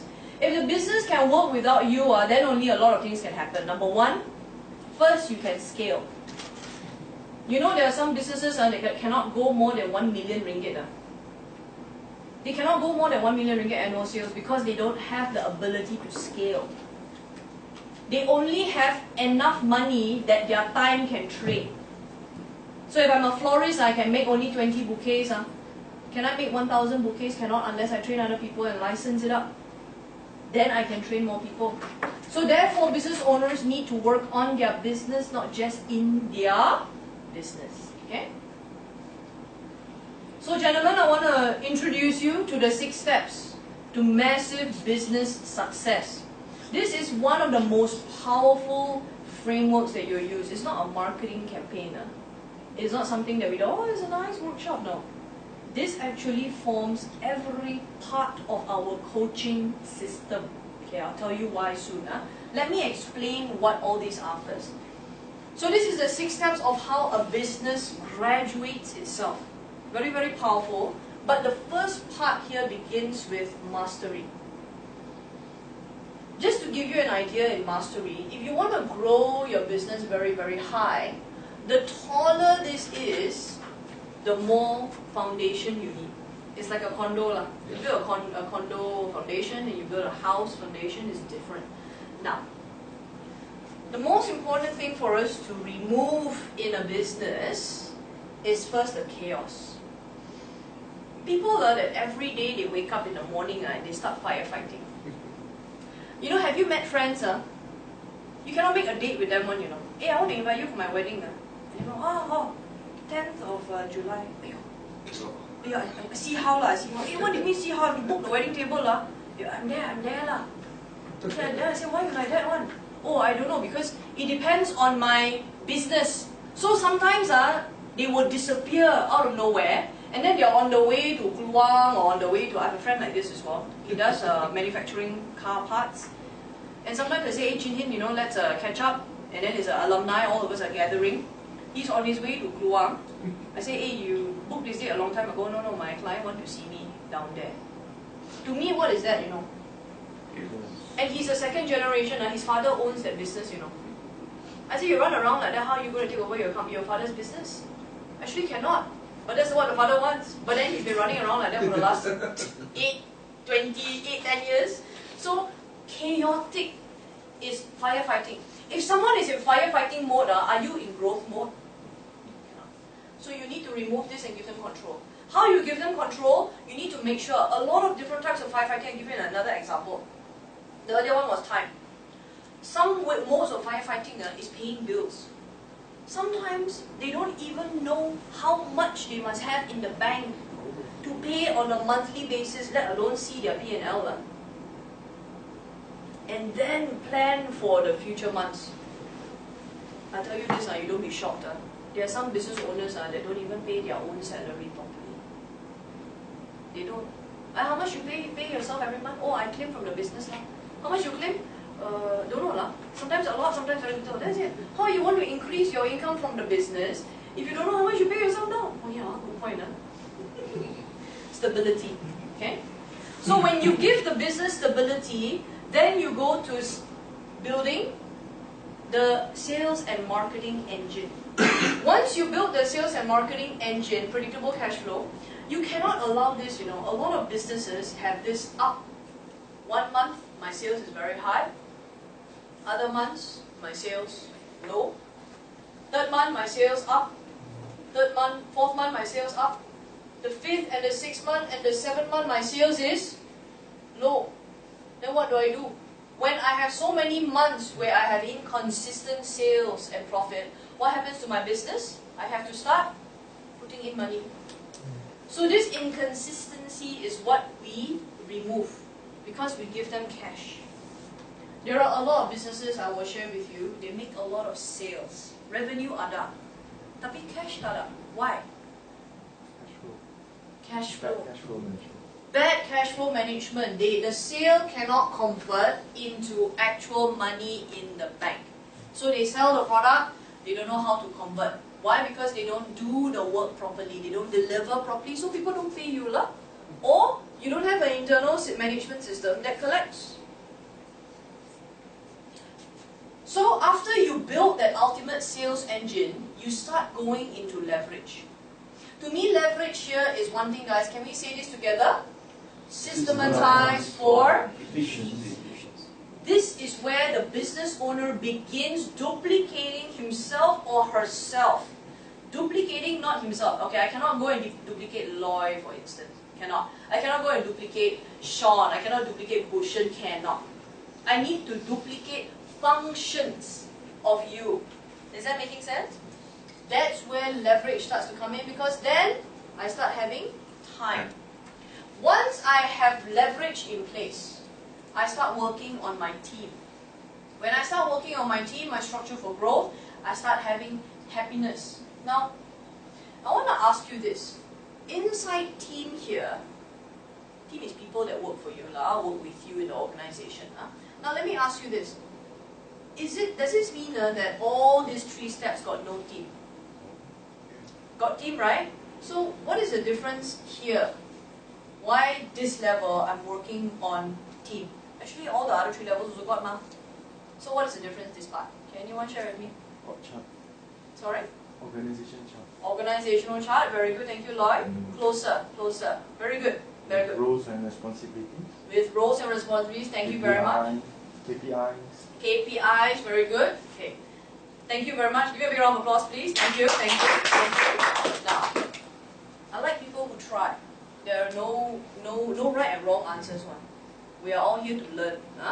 So, the difference with the team here is that these team, different from all these other, is that these ones are more higher level.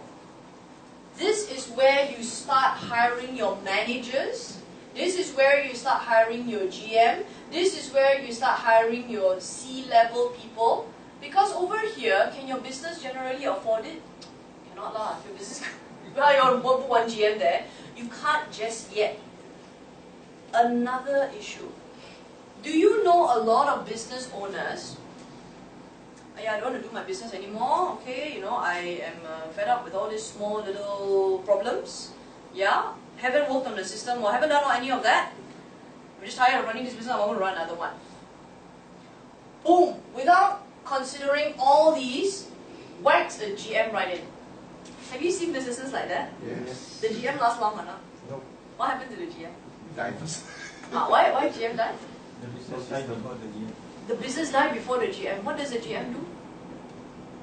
Why need all this then here? GM is building the below. GM building all this below. Okay? The GM is operating, leading a company without any Structure. without structure. So there are some companies that are very impatient and they wall up the gym. It can be like 1-2 years in the business. Palm. They say, I got money, what? Okay, I put the GM there. I go and hire myself a CEO, I don't want to do all this anymore. And then what happens? Because of a lack of system, the GM starts building a company that he wants to run his way. Has it got anything to do with the business owner and what he or she wants? No. And also, because of a lack of structure, can they run a company properly? Cannot. So be very careful that this cannot be done prematurely. That's why these steps are here. There are a lot of people that miss out these systems. Once you do that, you build a business that will start running without you, a well-oiled machine. At this point, we challenge our clients. Actually, we have challenged a few of our clients already. They go away for 6 months. Come back, is the business still there? Go and come back, well, padlock there. You need to make sure when you come back, the business is still running. Now that's the difference. When you go away for 6 months and you come back, is the business running or has it grown? Which one you want? Grown lah. A lot of business owners they play very funny with me, They say, Marissa, I go away for 6 months all the time. I say, yeah, but did you get new sales in that period of time? Oh, no lah. I say, yeah, the business still need you to make new sales. Hello. That's the one part you haven't leveraged. It still needs you. You are the rainmaker and the only rainmaker. Then what happened to you? Suddenly you don't want to do anymore, you want to go on holiday? So this part, you need to challenge the business owner for growth. Finally, is results. Results here, multiplication or acquisition. Diversification. I want to share something with you. Have you ever heard of businesses going bust because they overexpanded? Have you heard that before? Yes. They overexpanded. Many. What in the meaning is that, The meaning of overexpansion is that they expanded too fast. Because I want to share this with you. To expand my business, is money all I need? No. That's the problem. That's the first mistake. They think I got one investor going to come in and whack 200 million into my business, or got 5 million ringgit for me to use. I want to go and open up everywhere. Is that all I need as a business to expand? What do I need? Systems. Yes. This is where I get it right. But this is where I get my structures, my system, and my people. All this must be in place before I can go and use that investment and make that money. So overexpansion are the people that have disregarded all these steps. They don't have the structure, but they're going to expand anyway. That's the same reason why franchises. Franchise in some countries got very bad name one. Why? Because they think it's an SOP. This is an SOP to this ABC business. Okay, it's 1 million ringgit franchise fee. Boom. After that, okay, go pay yourself, go and construct and renovate the whole thing. But then, the system cannot support them. That's why these franchises go bust. Okay? Very, very important for us to know. So, I share this with you because each business, when they come and talk to an action coach, we determine where they start. And then where they start, right, this is part of the system, you start from there. But even if they start at leverage, we don't make assumptions. Mastery and niche, you got team ready, okay, leave you there, alright, I just start from here. No, right? We need to be clear, we need to check, alright? So you're starting with where is your business. So going into mastery, and I'll go quickly, I want you to see all the parts of the system that you will be a part of, and you will be able to, these are all resources for you. But inside mastery, there are 4 areas of mastery. How many areas, guys? 4 areas. 4, okay? This is only foundation. We're not talking about making money. This is only the foundation. The first part of mastery is your destination. Goals, that's right. I know a lot of business owners that are too focused on starting a business. Actually, that's Malaysia's problem also. A lot of focus. Start here, start there, start. Yeah. Start business, you know. A lot of focus. Hey, how do you start? Okay, and our country also has a lot of infrastructure to help start. Okay? But not enough emphasis on how to finish the business. Isn't it an equally important conversation? How you want to finish? Otherwise, it's like running a marathon. How many of you run marathon? Go run, you run? Anybody?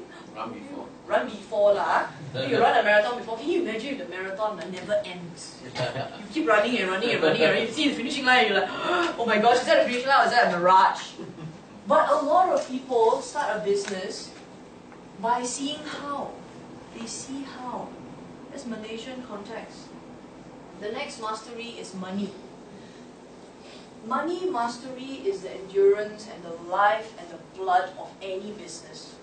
Business coaches in the room, how many of you are comfortable looking at your own P&L? Very good, thank you. Doesn't matter what background, you say, oh, I come from a background of marketing, social sciences, or whatever, you must know the P&L. I'll kid you not. Your clients are going to fear the P&L. I know some clients, they've been in business for many, many years, they have never seen their P&L. Magically, they survive because there's a lot of cash in the bank. But when you run out of cash in the bank, they wonder why. Because the numbers were what they should have been analyzing, but they don't. Because they fear looking at what they don't understand. That's why you must educate. So it doesn't matter which background you come from. Get chummy with the P&L.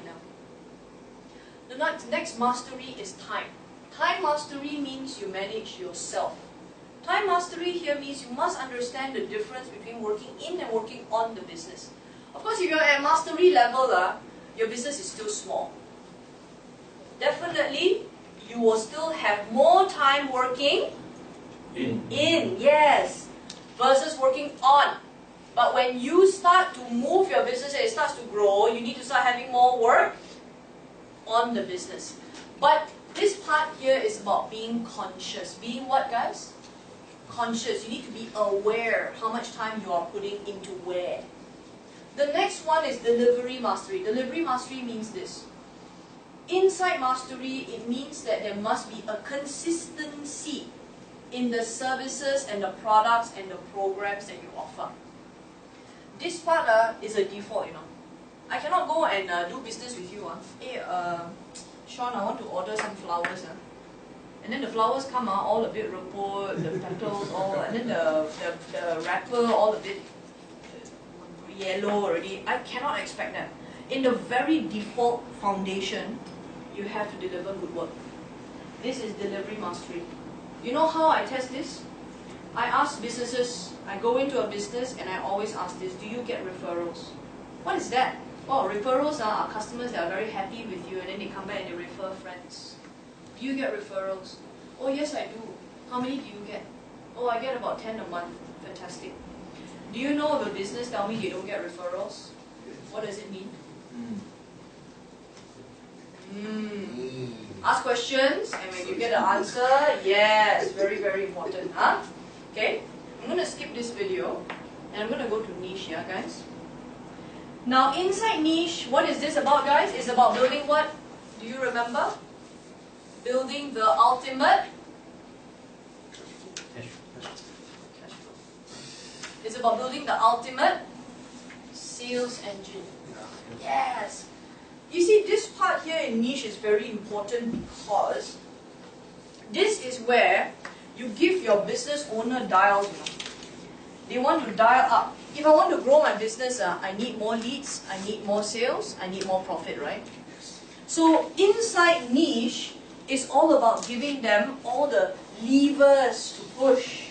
They need to know what are their strategies to tekan leads, to tekan sales, to tekan marketing. So it can be digital marketing. It can be a sales team. It can be brochures. It can be postcards. It can be anything. Okay? Red Sugars has 382 cash flow strategies for you. That one all we must master. 382 cash flow strategies. You know earlier you saw the books, Instant Cash Flow? It's inside that book. Okay? Instant Cash Flow has 382 strategies for you to make money. Okay? But inside niche, one very critical part of niche is about, can we say this together, guys? Yes. Do you know a lot of business owners that lose money from marketing? Yes. Yeah. They lose money from marketing. Do you know why? Because they didn't do testing and measuring. Now I want to share this with you. What is the meaning of test and what is the meaning of measure? When you do your marketing campaigns, business owners are like this, they're so optimistic, right? You say, okay, I got 10,000. You take that 10,000, someone comes along and say, okay, I want to do a digital marketing campaign for you, and I want you to pay up front for the next 12 months. I literally had this client, she's a printing company. She had this offer for 6 months, I think, to put a very, very big advertisement into a mainstream newspaper. I don't mention names now. But in a very, very mainstream paper, she gives me, hey Marissa, very, very good offer. I say, okay, what did you get? I got this offer because of a special contact, and it's a full page color advertisement. I said, oh, okay, very good. How much? She said 97,000 ringgit. I'm like, ooh. At that time, I tell you, her business was only about, she was a mid-sized printer, about 2.5 million ringgit annual sales. But 97,000, is it a lot of money or not? Yes. It's a lot of money, you know. It's a lot of money, right? So I said to her, Zeti, do you need to spend all this at one go? I said, yeah, I can spend it all at one go. I get it very cheap per month. So this was a conversation that I had with her, and we were still friends. And then later on, she decided she needed a coach. So then she came on board. We said, okay, you know what? This was all happening during that time. I said, we need to start measuring that thing, that campaign that you said you were talking about. How is it doing? We need to start measuring. So we started measuring. After 6 months of that campaign, I asked her, Zeti, how did that campaign go? Did you get any sales? She said to me, what, you know? You know what she said to me? No. Not no. It was worse than no. Worse than no. You know what she said to me? Not sure. Do you know that whether a campaign does well, yes or no, what's worse than yes or no is not sure. She said to me she was not sure if the campaign made her money. Do you know why that's very bad? It's worse than no. If it is no lah, like it didn't make me any money. Means you cut lah, yeah, and you will never do it again. But if you're not sure, what does that mean? That's right. Yeah, yes or no. Test here means when you do something, always try and always educate your client to do them in small batches. Before you go and buy the 10-pack of yogurt, the new flavor, what will you do? You go and try out the ladies serving on the side there, you go and try first. Very nice, then you go and buy 10 ma. This is testing. Always educate to test. Measure means measure it all. You know why her ad, she told me not sure. Because on her advertisement, you know what? There was a website. You promote yourself, oh, we're awesome, this, oh, I know how much promotion, we can do calendars, and we can print this, come and visit us, www. What does that mean? Can track. Can track. Very bad call to action one, but even if the promo was awesome, can you track where the business came from? You're running more than one campaign, you know. Website can, but you don't know. We go www. You don't know. Yeah, you don't know. It could be anywhere. Also, people could order online. Nobody can. They can order online. They can put enquiries. They can leave their emails. But what I'm saying to her is that she has all these other expos and booths with small little brochures, which has a website as well. So you can cannot isolate, you know. You cannot isolate that this is coming from here. And you spend 97,000 on this. So you need to isolate. What she then did was she put a phone number. She put a special phone number that only people that call from that phone is from this campaign. Then it made a lot of sense. The tracking is a very important part. So just moving on, we want more customers, we want more sales, we want more profits. This is niche, ma. There are 5 ways for us to achieve it. First, we work on leads. Where do the customer get leads? Leads leads to conversion. Because from the lead, these are people that are not customers yet. They are only interested. From the conversion, they become customers. From becoming customers, we can make more sales by 2 elements, guys. How many? 2. The first one is repeat business. You get more sales by getting the same customer to come back and buy again and again and again. Average dollar sale also means if the customer already going to take out money from the wallet and pay you 50 ringgit, what do you have in your business as a strategy to make them pay 500? This is called upselling. This will give you more sales. And then, sales is not what you take home, right? You take home profit. Inside margin, there are 2 types. 2 types of cost management, guys. Can anyone tell me? Profit margin, net margin. Profit margin, net margin. Okay, almost there. What are the 2 types of costs that I manage in a business? 2 types. Product. Fixed and? Variable. Fixed and variable costs. Very good. So you need to manage that fixed and variable costs are your cost of goods sold, yeah, your products, production costs. Fixed costs are your rental, salaries, etc. Yeah. So these are 5 ways. 1, 2, 3, 4, and 5. You coach this stuff. You will coach your client to learn the 5 ways, and then you will pluck out which of the ways they need to work on. And if you increase each of these 5 ways by 10%, only 10%, this part here, 10%, 10%, 10%, 10%, 10%. Is 10% a lot, guys? No. No, Who says 10% is a lot? 10% not so much? Okay, only, okay, average, yeah? 10% in each of the 5 ways, that will give you a 46% increase in revenue, 61% increase in profit. Now this is very important because what we're not advocating that there's going to be one magic bullet, boom, one magic bullet and now let's make gold from here. That's not the role of the coach. The role of the coach is to help you to increase in small little places that will give you a consistent. If I give you gold and something that will increase for a few 100%, can you keep it up?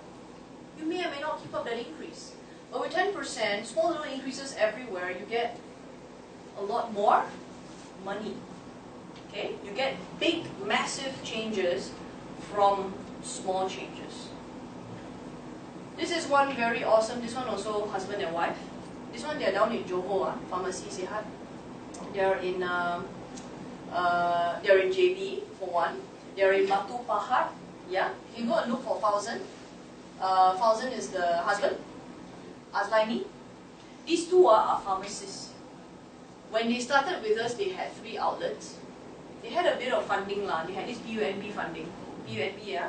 So PUNB was going to come in and give them something like 2 million, but it turned out the first phase was about 600,000 or 700,000. So they went and they set up 2 more outlets. But as you know, it's not about the money, right? It's about their readiness, and they knew it. So they were hardly entrepreneurs and business owners. They didn't know what to do. So a very small little strategy that we did, very little. In 2 months, they applied this strategy. We achieved the highest average growth in sales of 30% increase. Sales revenue from our retail assistants in only 2 months, with the highest increase being 167% increase in 1 sales assistant. Do you know what we did? And it cost us nothing. It cost us nothing, So among all their 3 outlets, we got them to put everybody's sales on a wall. You know what is performance gamification? If you know what performance gamification is? Yeah? I'm sure you're familiar with that. You put everybody's performance on a wall, you start comparing them, and then you reward them, and you acknowledge and you recognize them if they do good sales.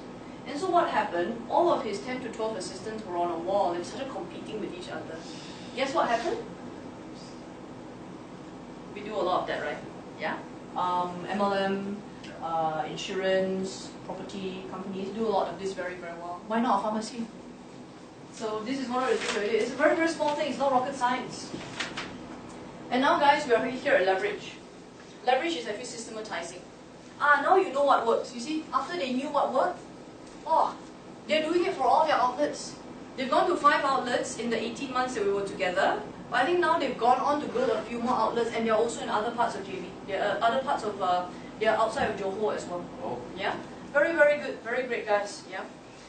What they have gone and done is that they have gone into the wholesale side. So they also supply other pharmacies, and then they are franchising. So they're doing quite well.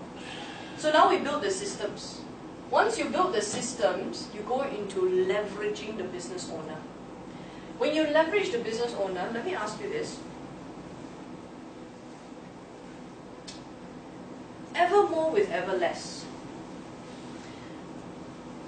When we start building a business, we start building a business, we do everything, right? How many of you know what I'm talking about? You will do the operations, you do the sales, you do the marketing, then HR, you got some staff, you do that as well. Then you have to manage the financials, multiple hat, right? So yeah, until and I still remember those days when I had my small office down there at the Bestari Mamak there, very, very small office. I did everything from changing toilet paper, change printer, change toner, everything was what I do. And then sometimes I'm very tao tia because once I finish doing all that, I have to get to the work. Now I got to call my clients. So eventually I get to that. But there was so much that we had to do and multitask, right? So when we start leveraging, we need to see our business in parts. See our business in what, guys? In parts. And it's especially hard when you are doing it all yourself. Especially hard. So as a coach, you come in because you're not in there, right? So you see the big picture, you go, I can see this part. You need to start leveraging the part that consumes the most time and energy with the lowest dollar value to your time. Is that making sense? So in all these parts, operations, finance, HR, sales, marketing, which one do I need to leverage first? Which one is the poorest dollar value of the business owner's time? Which one? For me, I decided on finance. I had no more time to sit there and crunch all my numbers into my accounting system. I was producing my own account. So what did I do? I paid 400 ringgit. I got a bookkeeper to do it. So a lot of business owners are not doing that. They are still, you'll be surprised. So that's why you need to ask these questions. Who's doing your accounts? How often is the numbers coming to you? So what I'm trying to share here is, when you leverage, you need to see the business in parts. Then you start leveraging step by step. Now let's just say I want to leverage the sales position. Let's say. I want to leverage the sales position. So one of my functions is sales, right? So I do that 20% because I got to do everything, right? So I say I take this position, and then I hire Lloyd. Lloyd, you're going to do my sales for me, right? So if I do 20%, Lloyd do how many percent? 80. He will do how many percent? If I'm doing it 20%, 80. Because I'm doing everything, when I give my 20% to him, he will do it how many percent? 80. 80 or? You're doing full time? Yes. 100%. He do 100. So I only do 20%, he will do 100. But like all business owners, they will of course worry, I give my sales to you to do. My question will be whether he will do it competent or not, do it well or not. That's why we need to build the saving yourself time, energy and money. The mistake a lot of business owners make is that they are letting other people build their system for them. The general direction for the system must come from who? The business owner or your system consultant? It must come from the business owner. You need to be very involved in building your system. And that will enable, you know, a lot of business owners also do this. Without general direction of what they want to build in the business, they let their staff build the system. Have you heard that? Yes. They let their staff do it. Okay, you go and do whatever you want. But the general direction and what you want to achieve with the system needs to come from the owner. So these are educations that are important. I'm not going to go through all this, but this is a very, very powerful book. Systematizing your company. A lot of people, when they want to systematize their company, it's called what? They want to make one SOP, right? Yeah? Have you, yeah? ISO, QP. QP lah, ISO, SOP, these are all so many jargon, right? On this 1 to 9, can you see this 1 to 9? Where is the SOP? How to? Down here, you know. In this order, SOPs is step number 8, you know. It's step number 8, which means there are many more steps that the business owner don't account for before they get to the SOPs. And that's very important. Why? I'll just give you an idea. All of this is direction. Before you build system, you need direction. You need to define the culture of how people do things in your business. You need to know where you're going. You need to know, earlier Lloyd, you talked about org chart, JD, KPI. You need to know how they're performing and what kind of performance you want from them. Then only you do the, and the flaw is people do that first. Then they go back up. How do you do that if you don't have a big picture? Is that making sense, gang? Yes. So I won't go into it, but please go and read Instant System yourself. You will utilize a lot of it. This is another company that we've shifted as well.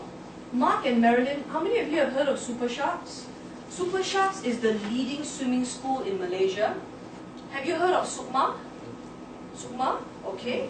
Sukma's swimmers, yeah, come from 80% of competitive swimmers come from this school, Super Sharks. This is the brother, Mark, and Marilyn. Marilyn is an Olympian. So these people are very, very good at what, you know, very good at swimming, and then they're very good at teaching swimming, but they were not very good business people. Not very good business people. So what we did, and I'll share with you, they are the only swimming school in Malaysia. They have grown it as a family business. Yeah, there's the only swimming school in Malaysia where, out of their own money, they build a pool, a saltwater swimming pool. They actually built their own swimming pool. So these guys are doing very, very well. They're looking at their 4th and their 5th pool. One is in Sedang. There's another one. The first one is in Shah Alam, Puchong, Kota Damansara. Another one's in Sedang. So they are adding another one, but they are not sure where the location is yet. But they are doing tremendously well. Very, very strong systems to teaching people to swim. Yeah. So now, guys, we're at team. Team is where you start the structure for growth. Once you have the system in place, you can start putting the people in. You start knowing who you need inside the business. But this is a very critical part of the cycle of business. There are 4 stakeholders in the cycle of business. How many, guys? 4. Very, very important. So when you can start to see these parts, you also know how your business is supposed to work. Some people just have no idea. So that's where you educate. So I'm the owner here, alright, and you're coaching the business owner. You're then coaching the team, yeah, the owner and the team. The team and the customers are the people that keep buying. They support the business. How this ecosystem works, is it like that? Is it anti-clockwise or is it clockwise? Clockwise. Okay, who says it is clockwise? Okay. Who says it is anti-clockwise? Okay, who has no idea? It is clockwise? Okay. Because some people are anti-clockwise. The owner work for the business. The business work for the customer. Customer very demanding. It shouldn't be that way. It doesn't make sense. The logic is this way. The owner supports the team. Especially if you're a team, you have high-level people, you have managers, they do the thinking for you. You have to spend and invest most of your time supporting your team. Your team will support customers and clients. The clients will support the business by buying more often. The business will support the business owner by giving the business owner more money, more time. Yes, we don't only want money, money and time. The problem with a lot of business owners is that they do shortcut. How many of you have heard this before? There are some business owners, yeah. There's some business owners. They say to you, hey, I cannot leave the business. My clients always want to talk to me. Hey, where is Bhushan? Bhushan, I want to see Bhushan only. I come to the shop. Hey, Bhushan around? That one, boss, he don't know, traveling for business or he's not around lah. Oh, like that, yeah. I come back another time lah. I buy when Bhushan's around. Okay, bye. Got people like that. They want to talk to the boss. It's because of this. And it's very, very difficult for some of these business owners. Very, very difficult. You know why? Because when they were growing, they did everything. So they were always there, and customers continue to expect that. Why the customer continue to expect that? And you start telling the customer, hey, you have to start working with my team. They say, what? Support you so long, 20 years I'm buying furniture from you, now XC ask me to talk to your staff, Got it, right? Yeah, customers are. So, why do the customers do that, gang? Why they mati also I want direct one. Why? Special offer, Special offer? Yeah. Relationship. Expectation with that, expectation management. Expectation management. Did not work well. The team. These are all very good. All no right wrong answers. I love it. If your customers keep going back to you, my question is these people can do the job. It's very, very important. Then our role as coach is to make sure that these people to have assessments, proper assessments and infrastructure where the owner trains the team.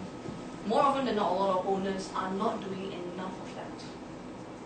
Winning teams, you must have the right people on the bus, which means that you need to choose the right people doing the right things in the right place. So, this is a very, very intense one. How many of you have come across this before? This is the DISC. How many have done this before? Okay, very good, very good, very good. Alright, very good. Just probably one of the simplest methodologies. There's so many others that are quite confusing. To me, sometimes I see all the charts, I get so confused, like, I don't even know who am I, and then I have to coach this thing out there. I'm like, okay. So DISC is very simple, but I want to share this with you. We actually coach. A very big part of our coaching methodology is from the DISC. First and foremost is very important for you. You as a coach, you need to know who you are. And then who you portray in the coaching relationship. And then you need to understand that person and how to get results through that person. Is that making sense? That's why we use the DISC. So, on this part we have the task-oriented guys. On this part we have the people-oriented guys. They're very, very, they evolve around people's emotions very much. You want to see people are okay. These stuff are achievers. Then you have the outgoing guys, very expressive. And then the reserved introverts. So if you're on this part, you have the D, very dominating, very driven. On this part, people-oriented but very expressive, you have your influencers, very influential. These are your social butterflies now. They can go and they talk to anybody in one party, On this side, you have the introverts but they're people-oriented. These are your stable and secure people. Stable and secure, some people they are very even-tempered. They talk slowly, but very hard to make them angry one. Very patient, and they speak slowly. These are the S-type people. The C's are the compliant people. Compliant people means they are introverted, but they are task-oriented. That makes them very compliant. A lot of details make them happy this time. Okay? So if you take a look at this, if I may, generally, the DISC even determines how the leadership skills are honed for every entrepreneur. We are going to guide the entrepreneurs how to grow. We're going to teach the entrepreneur how to sell to each of this. DISC is a very powerful sales tool, yeah? And even who to hire in each position. If you're hiring an administrative person, a lot of paperwork, right? Who do you want? You want C. You're hiring a salesperson, who do you want? I. Your I. Be careful with eyes, huh?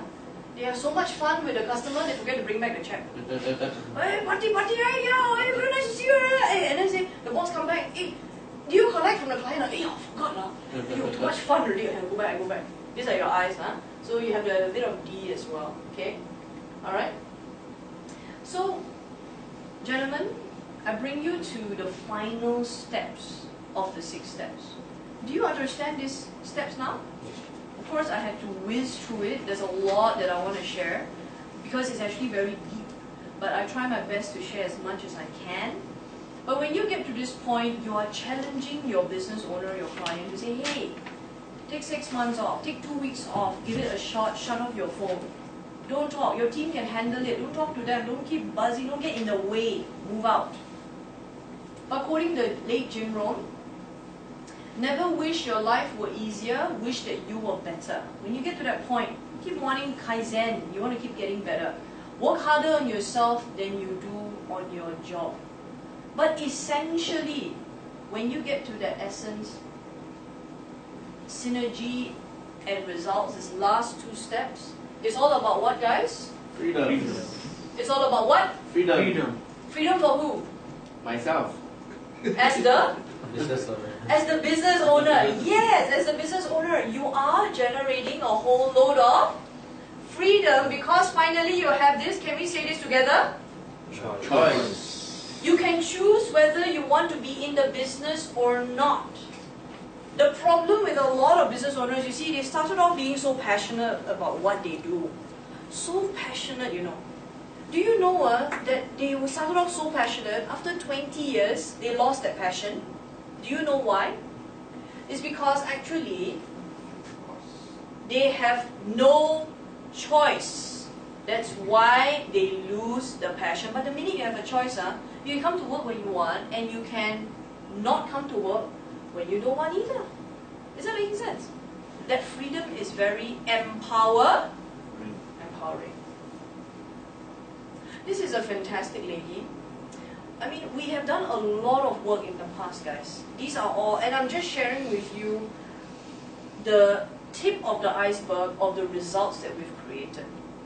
This lady, I don't know whether you know this cartoon, guys, Bobo Boy?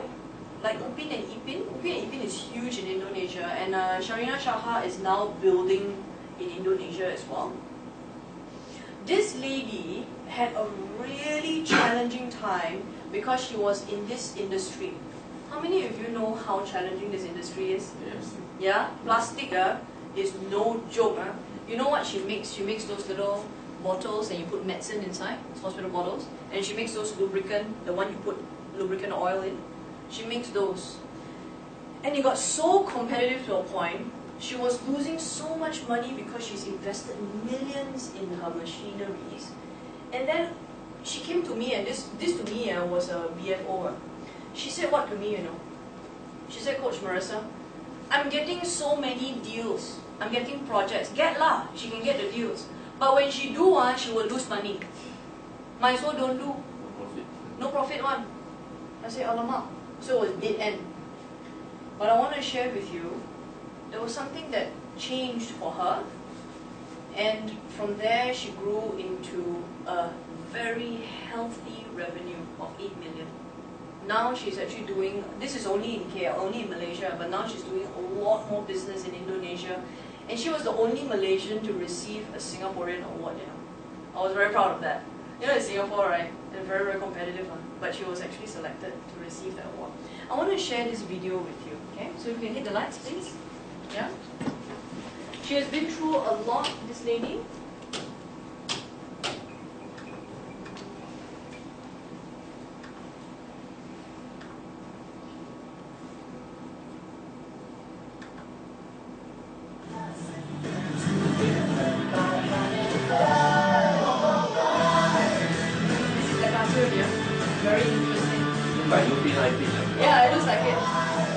released the movie, yeah? Hi, I'm Rina Shaha. I'm an entrepreneur in plastic manufacturing.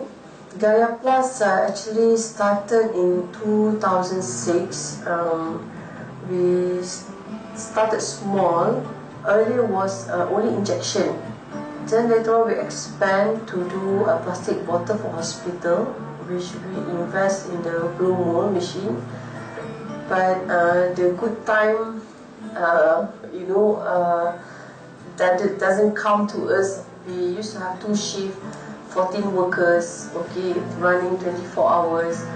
But in 2009, 2010, we downsized. We only have 2 workers because the hospital bottle now they're doing a pre-pack. So actually, this is a very big impact to us, and you know that we was stuck. We don't know what to do, okay, and we have loan to pay. After we attend the business coach, I think about 3 months, when we was asked to set a sales target, okay, and we managed to hit the target, and we was invited by Bernama to talk on the air, like how we break through from the plastic manufacturing into a different kind of industry, like this merchandise, Bobo Boys or something like that. But actually, Bobo Boy is a Malaysian-made animation, and this Bobo Boy actually is my son's idea to produce, and we was preparing a proposal, okay, on paper. So we went and see Coach Marissa, and she asked us to think out of the box, like, how do you feel? You are animated, you like to see on the paper? She was suggesting to us that, you know, why don't we do like a video montage or something like that to give more impact?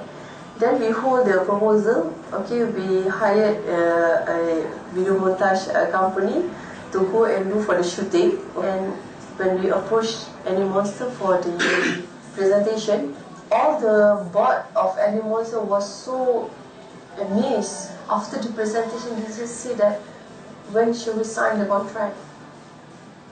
Through ActionCOACH, you know, we learn how to have a focus, how to have a mission and vision, and I learned about timeline. You know, we always have like somebody is like pushing us, like before hardly to get 200,000 a year. Now with ActionCOACH, we hit about 8 over million a year. Yes, that's the drastic things that happen, and of course the team spirit is much more bonding, and we are so self-driven, all of us, our team, self-driven to go forward, you know, to achieve what we was asked to set by our coach. We are becoming more busier, but in a very proper way. We have a more systematic life, like, you know, because we have auto-run business now. This is what in ActionCOACH we teach. Life is getting better. Like before, I always go back maybe 12 o'clock at night, you know, sometimes 1 o'clock. But now I go back by 4, by 5 o'clock in the evening, and I have more ample time for myself and my family. I believe that everyone should have a coach. You know, for us a business, we have to have a business coach. When we go to the gym also, we have a coach. The true coach is going to tell you the truth, what we're supposed to do and what we're not supposed to do. This is my belief.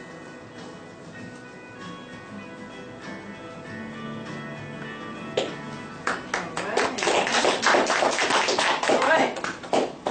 So, gang, our job, our role is to not give people a fish. It's not about giving them a fish because they only eat for 1 day, but it's about teaching them to fish so that they will feed for a lifetime. That's very, very important. So why be a business coach? Yeah, there are a few things to look at as well. And I wanna go into a lot more detail around why be a business coach. CK, can you manage the ActionCOACH dashboard to show several areas later on? So why be a business coach, gang? We grow companies and we grow businesses. Yeah. Number 2, we assist business owners. We're a very integral, important part of this community where we assist business owners. Of course, to generate income and profit, to do better in our businesses, a lot of people see business coaching as a very complementary, synergistic part of their current businesses. Yeah, that's important. I just got off the phone with an accountant. Business coaching and business advisory was already something he was doing, but he wasn't charging. So I said, okay, business coaching, how does it play a part in your 5-year plan? She says, that's a very, very big part. In fact, I want the accounting company to run on its own, bookkeeping, getting the numbers in place, but I want to go into the business coaching and the advisory part. We definitely want to gain more clients, whether it's for our own business or the Action Coach business, but also to be an investor. A lot of business coaches end up being investors in businesses. How many of you invest in businesses already? Yeah, apart from investing in properties, thank you. Apart from investing in properties, in equities, business is also a very, very powerful part for you as long as you know what you're doing. So as a business coach, because you get exposed, I would say, to many, many types of businesses, business models, revenue models, you also understand, actually it's not about the business model, You know what makes businesses successful? It's the person. So when you are a coach, you have seen a lot of types of people, You also know the kind that you want to invest in, You understand? So to be an investor as well. So those can be some roles for you as a business coach.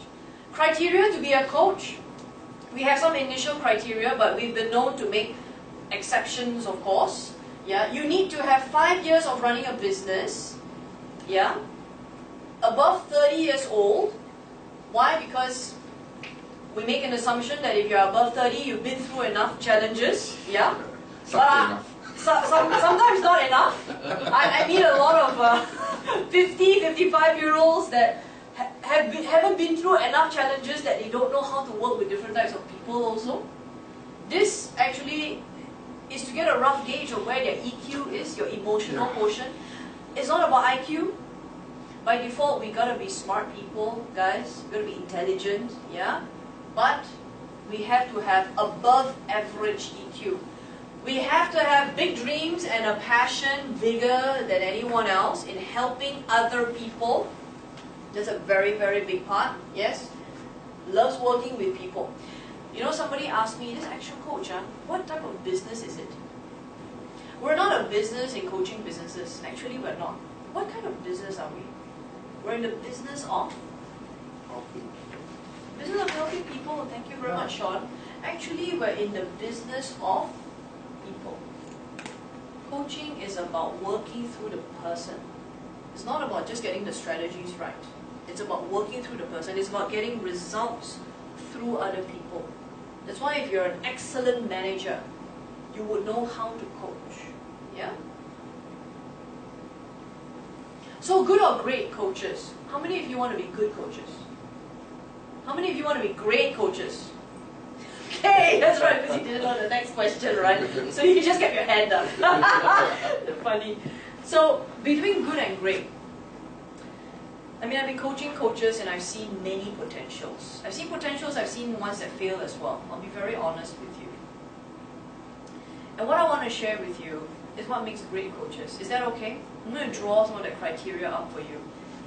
So, over time, when I've worked with many different types of people, one of the biggest things that I look for in a coach is his or her willingness to, what is this, guys? Walk the talk. You have to say what you mean, and you have to mean what you say. I don't want to work with a coach who tells me I've got to have all these fantastic goals, and when I find out, he doesn't have his himself. I'm just going, that doesn't make any sense. Why would you push me so hard to have my own if you won't have your own? And I can't push people to have a coach if I don't have one myself. Why? Why do I want a coach? I want a coach because I don't want to get this journey wrong. I've got coaches, I've got multiple mentors, I've got many people that guide me throughout. In the Malay saying, sentiasa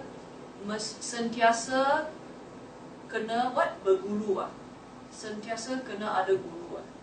In Malay they say, you always have to have a teacher. You always have to have a teacher. But walk the talk. Whatever you want from your client, you are willing to do yourself. That's the role model. Good or great, I know some coaches, they're not willing to influence and they're not willing to sell. If you can't influence and you can't sell, I know a lot of trainers that are like that as well. I say, oh, you know, I don't do sales one. Other people sell for me. And I think as trainers you can pull that off. But as a coach, can you? You're here to lead by example. You're going to ask them to go out there and sell and do all this, and then you're just there like, I let the clients come to me. Cross your legs and you sit back. If you're not that driven, you're not activated to grow your own portfolio, how can you ask that from your clients? This is one thing that I've realized, and I can see that in all of you. I can see that in all of you. There is a difference between, and I want to, because we're all trainers, we go into trainings, we love workshops, we love seminars, alright? So we're in that space, okay? Can I ask you this? Among your friends, do you know people that won't even take out 30 ringgit to go for a workshop? Do you know some people like that? Yeah. Yeah? A lot are like that. Yeah. And then they go, 30 ringgit, what do I learn now? Where do I go? I got food. Food, coming here. What the? No food, I don't want to come, you know? I feel quite sad with that phenomenon. And then there are another bunch of people in some of these programs where the minute the program is done, the thing costs 30k, you know. And then the minute the speaker, boom, hit the board, they run and they trip on each other, and then they stampede on each other to go to the back to sign off 30,000. There are people like that. Have you met all these people? I have seen all these people from here to here. But there's one very distinct difference. There's one very distinct difference between the kind of person that spend 30 ringgit and only willing to spend 30 ringgit and the kind that will spend 30k, 30,000 ringgit on training and development for themselves. What's the biggest difference? Mindset. Mindset? Okay. What is the difference between their expectation of themselves? High expectation. Which one? Which one? 30,000. 30,000 one expect a lot from. Expect what? Expect what?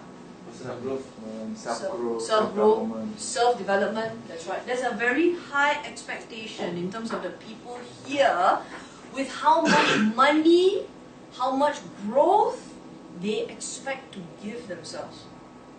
If I have someone only willing to spend 30 ringgit, how much do they expect this engine to make? Not much. Yes. But if I have someone that comes and say 30k, how much do I expect? How much do I expect? More lah, how much? Roughly lah, just put one number. 10 times more. You at least also you want to add one more zero behind. That's how much money you make, right? Or 2 zeros lah, right? 3 million lah. Or double lah. So where I'm coming from is that there is that level of expectation about how you expect. Over the course of running this business, can you guess how much I've invested in myself? Pull up a number lah. 300k. Some more? $1 million? Half a million? Throw a number. Nothing yet. It's a blank check. 250,000.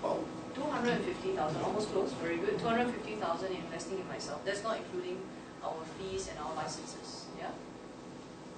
Great EQ, I shared this already. You need to be very, very good working with people. It's not about how brilliant you are. Not just that. But you need to be working with people. You need to have this thing called, I don't know whether you've heard about this before. Can we say this together? Coachable leadership. Coachable leadership.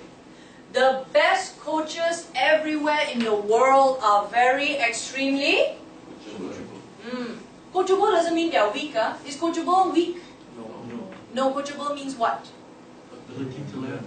Ability to learn, ability to change. Willing to learn, willing to change. This is coachable leadership. Great coaches are like that. They will ask from themselves what they will ask of others. They will demand from themselves what they will demand from others. This is walking the talk. Very, very strong coaches live by successful example.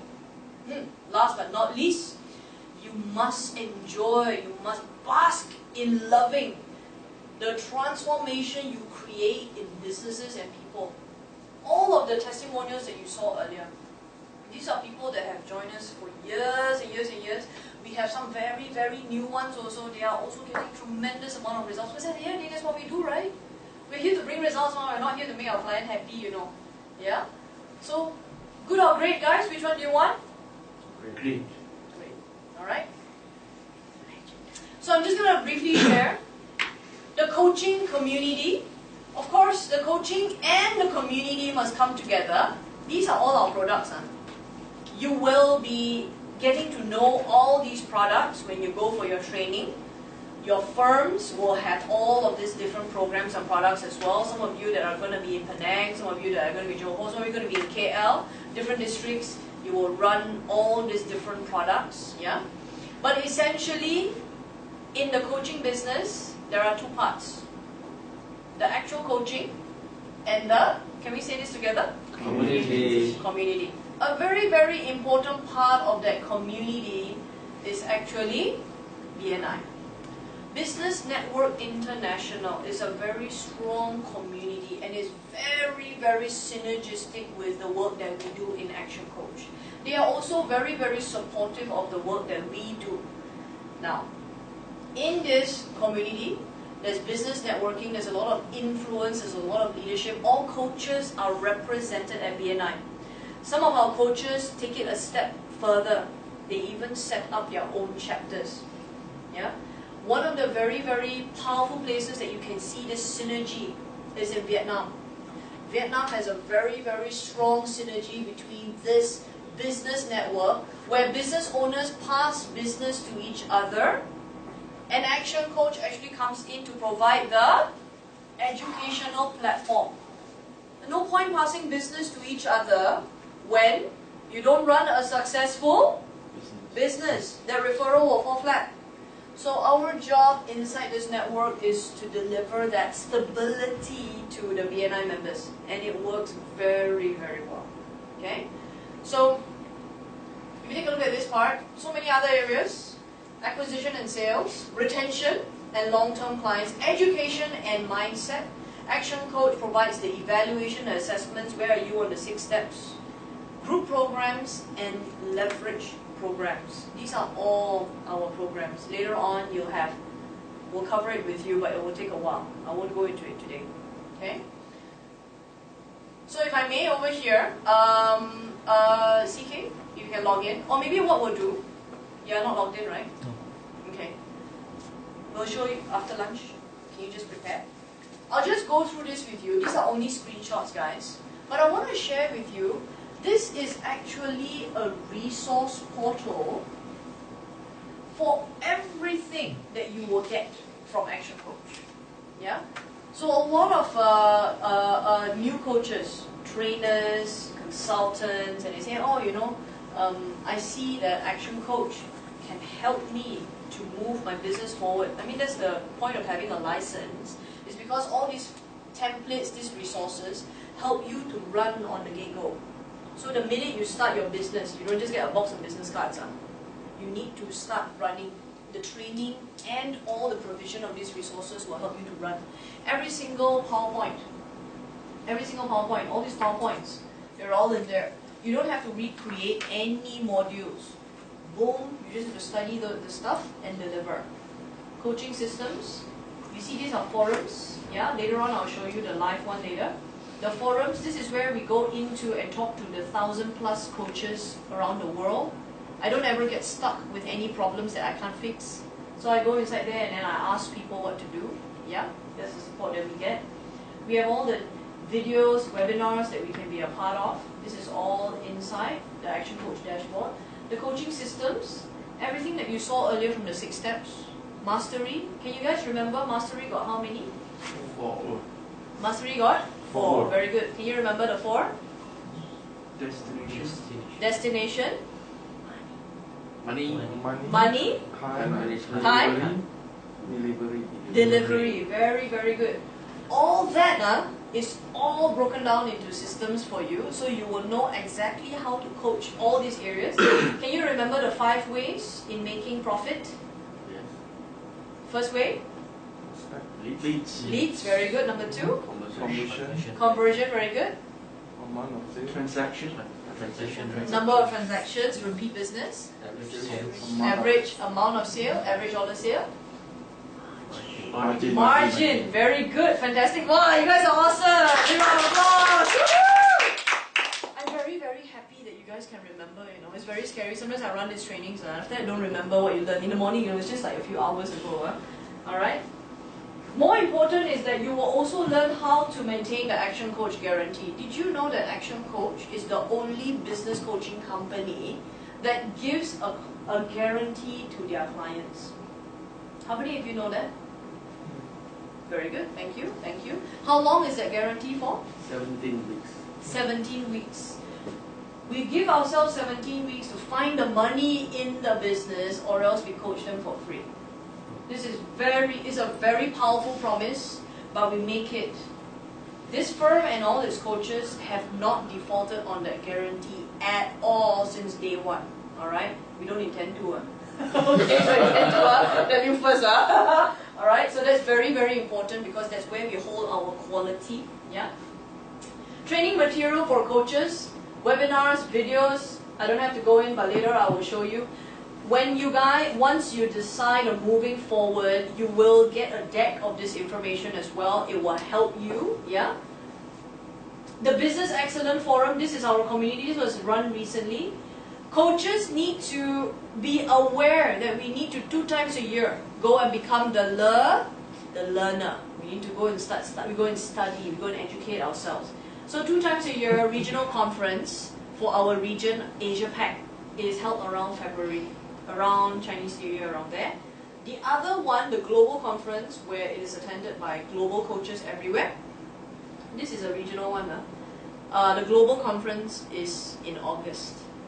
This year is in Sun City, South Africa. Very, very nice. Other years it was in Spain. The year before that it was in Beijing. The year before that it was in Sydney. So it's very, very nice. We travel to study, but actually it's not to learn lah. We go and have a good time and party also lah. We go and have a good time. Then we work so hard throughout the year. This is the only time we go and party with all our coaches and have fun. Yeah. Preferred providers, we have a lot of preferred providers, people who are strategic partners that offer us many different types of platforms. I'll give you one very good one. Biz Equity, you can't see this. This is a business valuation system. You know, some business owners, they want to value their business. This is a valuation portal. You get to know all this. I won't go into it now. It's going to be a bit too much. But there are a lot of strategic partners. There are companies outside of Action Coach. They give us very, very special rates because of our affiliation globally with Action Coach. So here we are, guys. The journey, it looks a little bit like this. I'm sharing this journey with you so that you can also see that it doesn't just, okay, stop here. Or, okay, what's next? So the next part of this journey is for you to go into a coach readiness training. So at the end of today, you will fill up a form and you'll go through a deck of interviews. Our Southeast Asian team will also need to interview you along with the master coach interview. So that is all later after today. Yeah. At the end of today, we will we'll book all those meetings. But what is important is that you enter a 4-week foundation. This 4-week foundation program is actually a self-study with a lot of videos and books. You will also be working with the coach through weekly sessions. It's only for 4 weeks. Yeah. After which you will go into a coach training. You're very, very fortunate. Yeah. The next coach training is on the 25th to 31st of July 2016. This is a 7-day workshop. The last one was held in Ho Chi Minh City, but you're very fortunate. We are actually moving that training to Kuala Lumpur Everybody say yay! Yay! Yay, it's in KL. You don't have to fly out and spend on accommodation and flights. So you get to meet a lot of, but you'd be thinking, oh, KL lah. Yeah, I only meet all the KL people lah. That short lah, you know, you want to meet other people, right? So actually, what is happening is our region will be attracting the Thais, the Philippines, as well as our region, Singapore, may have 10 countries. So we are going to have many coaches from many different regions as well, but they're coming to KL. Alright? During this training, you will be equipped with a lot of the Action Coach system. Then you come back, you are a certified Action Coach. You're a certified Action Coach. You will be taught how to do all these things. You will play the leverage things. But once you come back, you're a certified Action Coach, but you need to go through a 90-day training and practical where you shall acquire 2 of your new clients, 2 new one-to-one clients who are business owners. Start running your seminars, your workshops. You'll be guided by the firm, whichever firm that you are a part of. If you're a firm in Penang, you'll be supported by the Penang firm. Yeah. You will also look into your first community, your first chapter, BNI chapter to be a part of. Start coaching. Start learning to coach by starting to coach. That's not a tongue twister. Huh? We learn how to coach by actually starting. You're not going to learn up everything. Oh, Marissa, I don't want to do coaching yet. I want to learn. Then I will go and coach. No lah, no such thing lah. Can finish learning lah? Cannot lah. But you need to start. As you are going, you are learning. As you are going, you are learning. Making sense, guys? Okay? And of course, once you clear this 90-day training, we see that you are a performing coach. We're happy with where you're at. We make an assessment. Of course, your master coach will be making that assessment. And then you complete your certification, you'll get your official Action Coach certification. Okay? Does that make sense, guys? Do you have any questions? Any questions on the flow? Very clear. Yeah, very clear. Alright. It's very, very systematic because we've done a lot of this already. So, gang, we are in one of 2 places at this moment. Okay? And I'm going to let you guys go for lunch. Alright? When we come back for lunch, there's a deck of different things that we must do as well. It's all part of our procedure. You're in 1 or 2 places. Number 1, oh my gosh, I've heard all this. I think it's a bit overwhelming. I'm not sure. I don't think this will suit me. I don't think so. Or, yeah, number 2, this is for me and I want to know more about how to become an Action Coach. Alright? So if it's not for you and you're overwhelmed, this doesn't make sense, okay, you know, I'm glad I found out now, you can actually leave during the midway. We're going to go for lunch, yeah? But you can actually leave after that. You don't have to go through the second half. What is the second half about? The second half is about us seeing how well you can coach. What are your strengths that you will bring as an Action Coach and the values that you have. That's the second half. So it's going to be more you talking, not me anymore. No, I'm just kidding. I can talk for 3 days, non-stop. Because you're very passionate about what you're saying, it's okay, right? Yeah. But you can actually leave in the halfway if you think it's not suitable. But if it is, then you stay on and then we go into the second half. Is that okay, guys? Yes. Okay. Any of you are in number 1? Any of you are in number 2? Okay. Alright, very good. Full house. Alright guys, I'm going to let you guys go for lunch. And then when you come back, it's your turn to action. Is that okay? Yeah. Alright, so please be aware how much food you put in. Because later on, it's you guys. Alright? Okay guys, I want a whoosher. Can I invite someone to do the whoosh with me? How, Cameron? Hello? Me? Oh. Yeah. Lloyd. Okay, so Lloyd, you do a whoosh. You ask them to lock in everything, and then you ask us to unlearn everything, and then 1, 2, 3, push. Okay? Okay. 1, say 1, 2, 3 lah. Yeah, say 1, 2, 3. 1, 2, 3, whoosh! Okay, thank you very much, guys. Okay, gang, can we take a 40